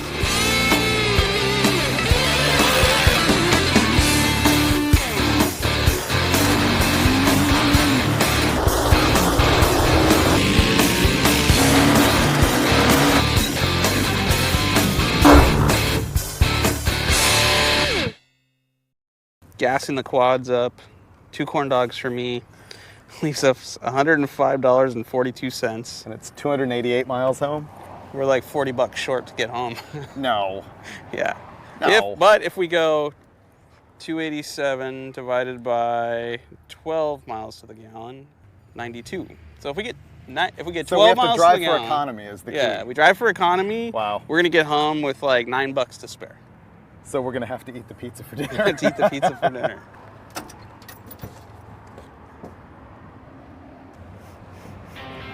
You're gonna die, Holmes. You had to ride dirt bikes, didn't you? No, you did.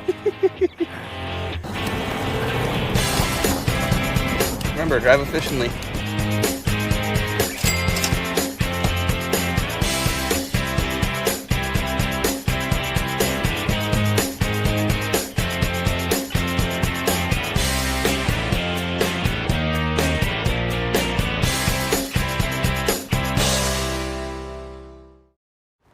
We just rolled from Yuma, Arizona to San Diego on Highway 8. We have almost no money left. I don't know if we're gonna make it on gas, and I'm way too competitive to lose this deal. So we're gonna find some parts that we got at the parts store, and we're gonna return them so we can get a couple bucks back. We are gonna get back $25.96, the magic number. It's gonna save us. Yes. Not only are we making it home, but I'm gonna order off the value menu. Getting dinner. We have to drive another 131 miles, so this tank of gas should do it, unless we have a disaster. You planning on a disaster? I'm claiming a win right now. No, don't do it.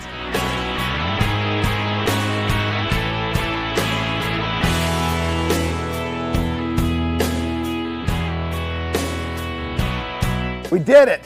We ended up only on the road 3 days because we blew a bunch of money riding ATVs, but we bought a junk car and hobbled it home, off-road, rode ATVs. I sold the car on eBay for $520.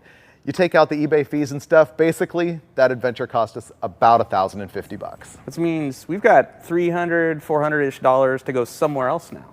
What's your plan? I like Alaska. That's perfectly reasonable. Let's go. All right.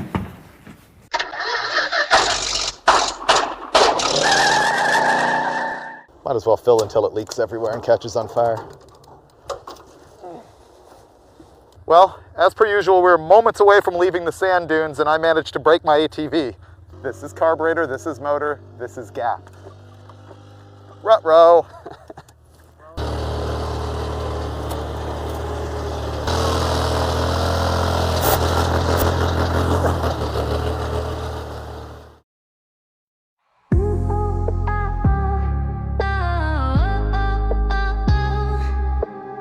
Soft-spoken, but I see the spark, hiding fire in the dark.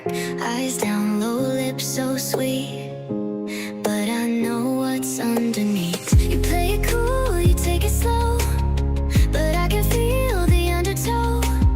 One touch, one move, let it show. Baby, don't hold back, let it go. Shy girl, I know your game. Innocence wrapped up in flames. Slow burn, but I feel the heat come closer. Give it all to me. Shy girl, don't be afraid. Tonight we break the masquerade. No more secrets, no more shame. Say my name, set this night in flames.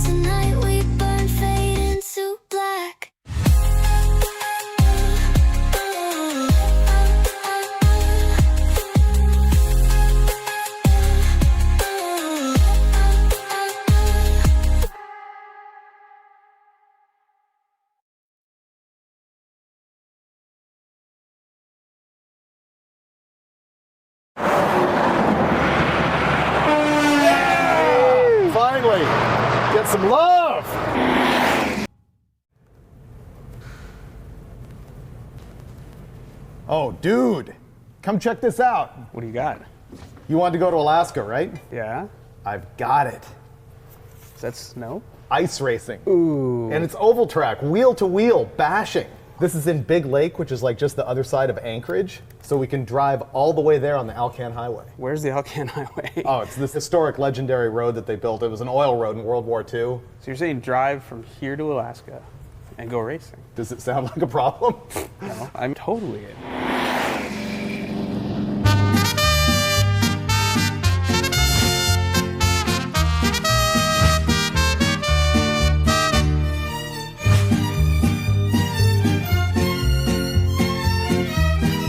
I bought this thing in the dark, so don't criticize me. You paid how much for this? $1,300. This is exactly what we need, because if we wreck it, it doesn't matter, right? So we need to make a list, because that's easy, one of everything. I think we should drive it around the block, figure out if the brakes and suspension work, and then come back, make a list, and tear the engine and trans out of it.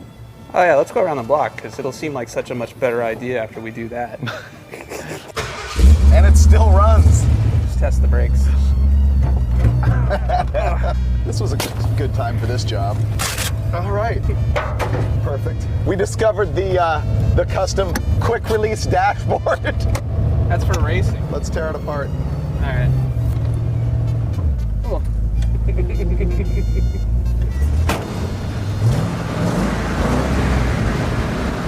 How's your confidence now? Oh, let's just leave right now.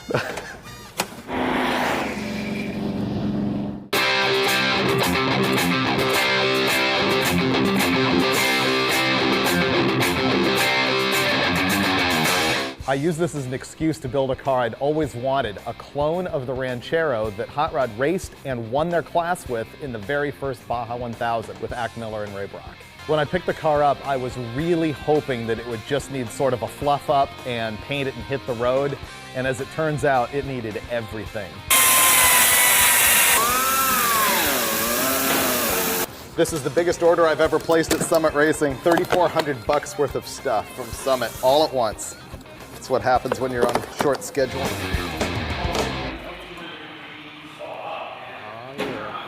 This is Thursday afternoon. We leave Sunday morning, and as you can see, we still have no engine, no trans, no suspension, no brakes. I think the gas tank's actually in the car. These guys are all jamming hard. I'm doing corporate stuff, and I'm still really hoping that we make this. Seriously. You know, once we tore into it, it was ridiculous. We replaced the engine, the transmission, the brakes, the wheels, the tires, the wiring, sheet metal in the floor. We added a heater because the car didn't have one. Insulation, I mean, you name it, we replaced it on this car. The motor we put in it was a 302 based Ford from Dart Machinery, and it was 363 cubic inches. I think it made like 450 horsepower on the dyno. It wasn't an easy swap. It didn't go in right away, even though we were replacing the same model of motor that was in the car.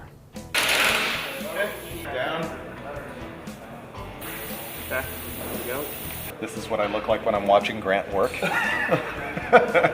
It's Friday night, so we have a day and a half left, but the biggest problem is we're past the window of opportunity to actually have open shops for alignment, exhaust, and drive shaft. So there'll be moments of entertainment to come.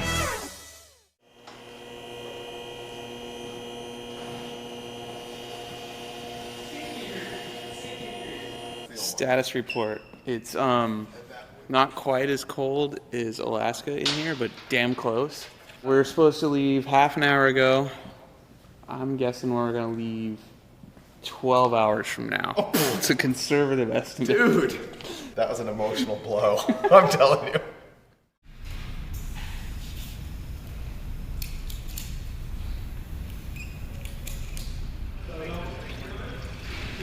So tired. 28 hours late is the new just on time. Let's go to Alaska.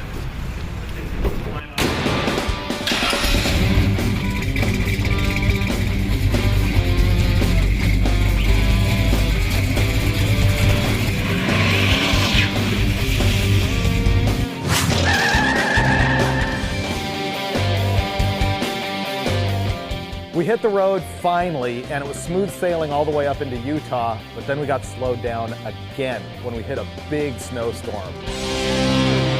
We're in Salt Lake City. We left at 11 a.m. this morning. It's 4 a.m. right now.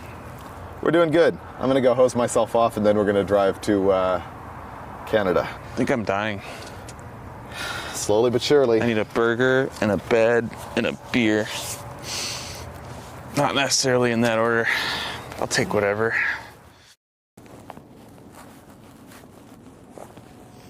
The next morning we had our first disaster. We had installed a block heater, which is a heating element that replaces a freeze plug in the side of the engine block. And it didn't fit perfectly, and it was puking coolant everywhere. Oh yeah. Uh-oh. That was all half of it. You know what made me feel much better about that? Yeah.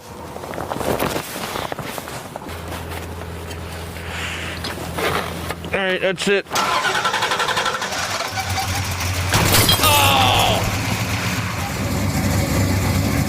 By this time, it was about 0 degrees out. I slammed the car door and the passenger side window exploded into like a billion pieces. The window had come off the track a little bit on the passenger side of the Ranchero, and I told Finnegan, dude, be careful because the window comes off the track. He didn't put 2 and 2 together that meant that the glass was going to hit the roof of the car if you shut the door the wrong way, and he shut the door the wrong way, and I'm looking the other way, and all I hear is glass hitting the pavement. It's like, ugh.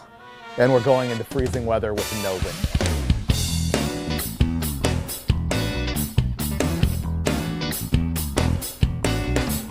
Can you adjust the mirror over there on the right? I can't reach it.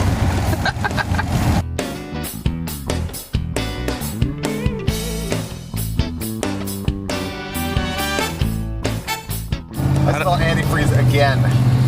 I don't want to ruin your day, but I think we need to stop. It's puking, isn't it? Not good. The plug came all the way out. Not good. I can fix it. I can fix it. This seemed like such a great idea 2 weeks ago. Ta-da! As predicted, that freeze plug kept popping out. But the good news was we got really good at hawking them for distance. Shall we? Yeah. We're running out of time, you know that. At this point, Alaska's a pipe dream. We'd have to cannonball 24 hours a day for the next 3 days to get there, and we could still miss the race. Well, let's just at least go get it fixed and decide what to do.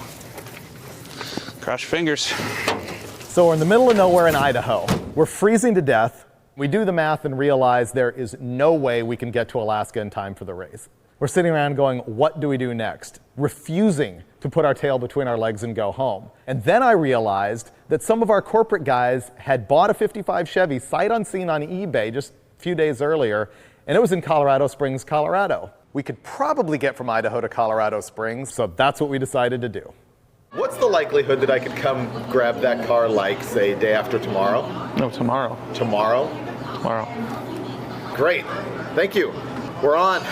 Sweet. Change of direction.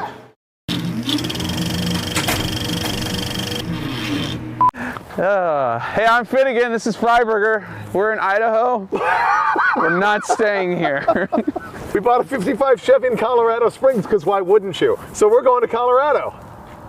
From Idaho. Now. Instead of Alaska.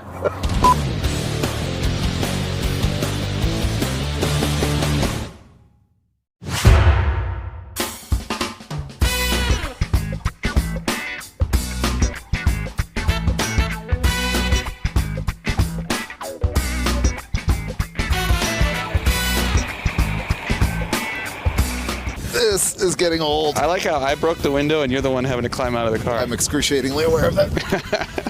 No, that's a Muffler Man. If you're not hip to Muffler Man, here's the deal. They are giant fiberglass dudes that were made by International Fiberglass back in, I think, the late 60s, early 70s. And they're all built standing there like this so they can hold a muffler. But in subsequent years, people have bought them and turned them into all kinds of things. I've seen them holding golf clubs or as Paul Bunyan. And this particular one in Helper, Utah, was a coal miner. He'd look real good in the bed of the Ranchero. You think we can get him home?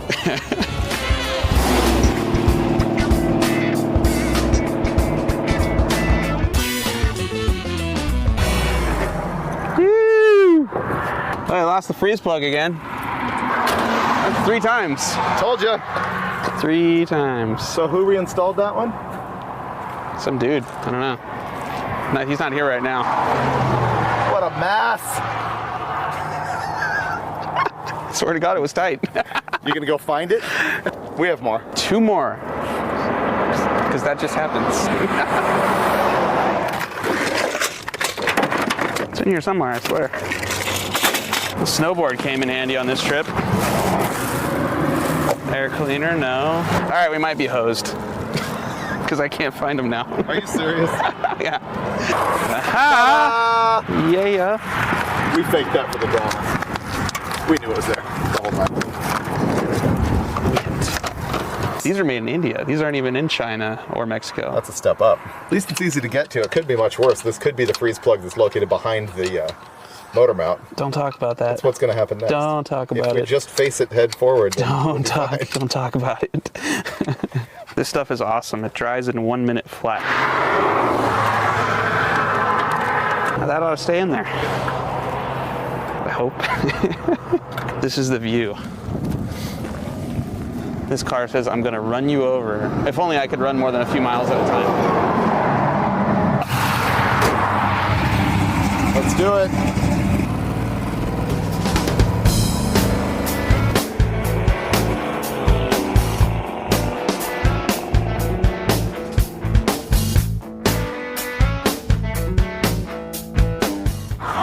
Woohoo! Out of gas. On a hill in a snowstorm. In Vail. Good snow here. I'm really starting to enjoy the climb across a little too much. Oh, dick. Nobody likes you. I can't get the hood open. Oh yeah, we got this. No problem.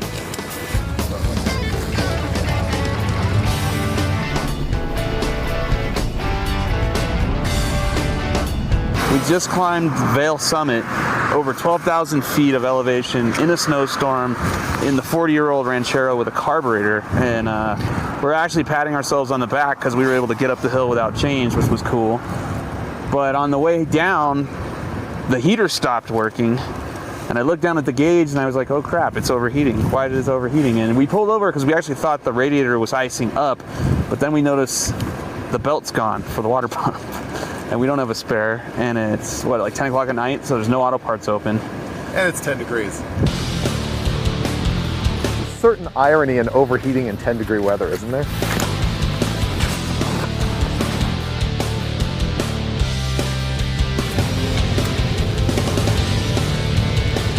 Where are we? I have no idea. We're at the foot of our 12,000-foot hill where we lost an alternator belt, and we coasted 30 miles to get here. So we're gonna go scrounge food, stay at this luxury resort, and hit the road again in the morning. Food sounds awesome. Beer sounds better. Yeah.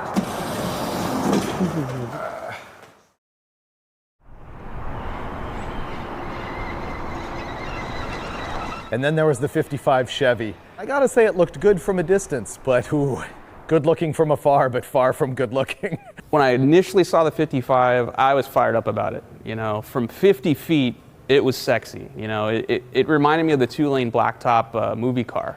And it was primered, had radius cut rear wheel wells, tunnel ram motor sticking out of the hood, and I thought, oh, this thing's gonna be so much fun.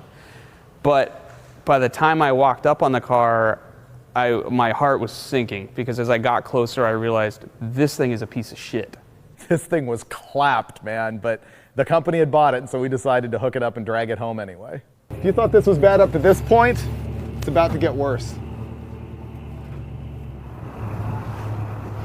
We're now less than a block away at Colorado Speed Company. These guys are kind enough to let us use their shop and to help us prep this thing to be towed behind the Ranchero. It came with a tow bar, but it's pretty much junk. So we're gonna go find a new one, probably from U-Haul. We're gonna find the right lug nuts for this so the wheels don't fall off of it, wire up some lights, and head home. So wish us luck.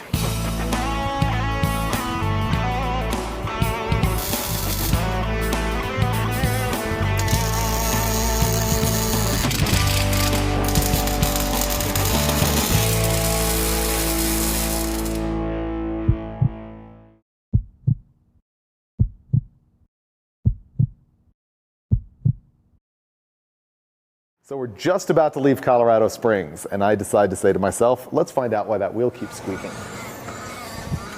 This is why, because the axle bearing, which was brand new by the way, has been eating its way into that axle shaft right there. And now we have a new bearing at long last after 4 trips to the auto parts store. We're going to commit the ultimate sin and tack weld the bearing to the axle itself to get home.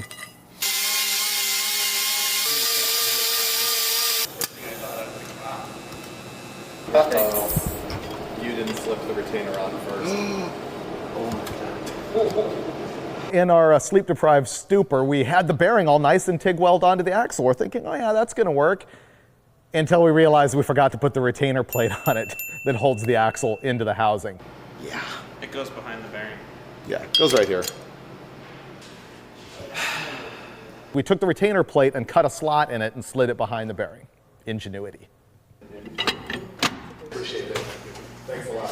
Good luck. Yep.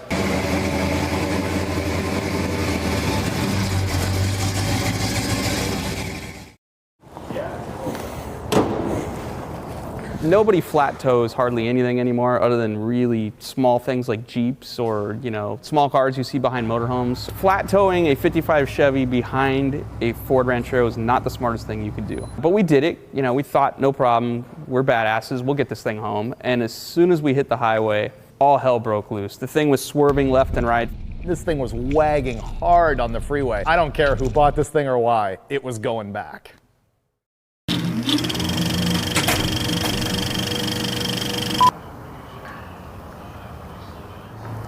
Hey, I'm Finnegan, this is Freiburger, and today we're in Colorado Springs, Colorado.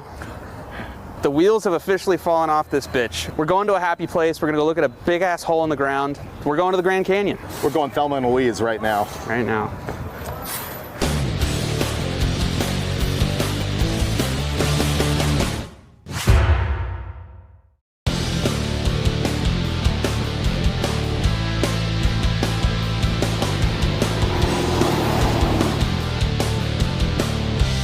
Just outside of Flagstaff, we encountered snow again. At this point, you might think that things aren't really going that well, but you know what? We refuse to be depressed on a road trip, and what cheers us up every time is donuts in the snow.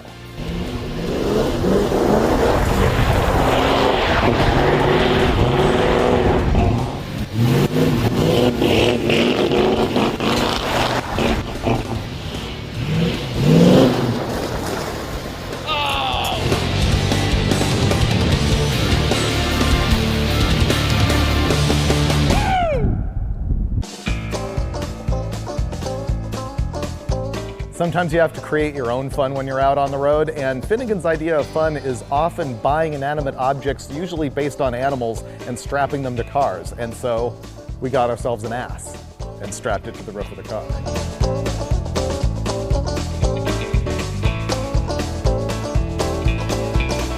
Good day. Between Flagstaff and a big hole in the ground, we saw this place called the Roadkill Cafe, and how can you not stop at some place with a name like that? The opossum blossom.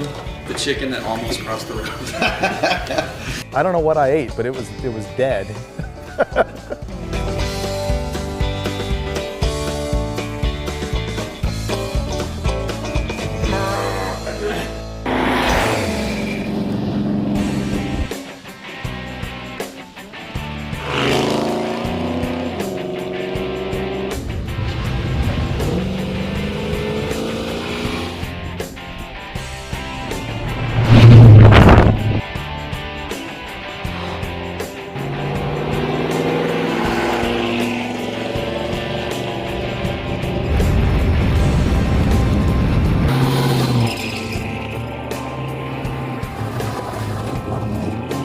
There's the river! Yeah! Colorado River! We're at the bottom of the Grand Canyon.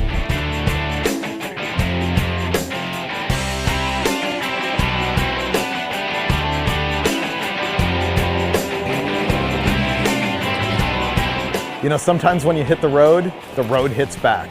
But we refuse to lose and always have fun on Roadkill. Oh, did it! By the way, that was the snow I peed on. Did it.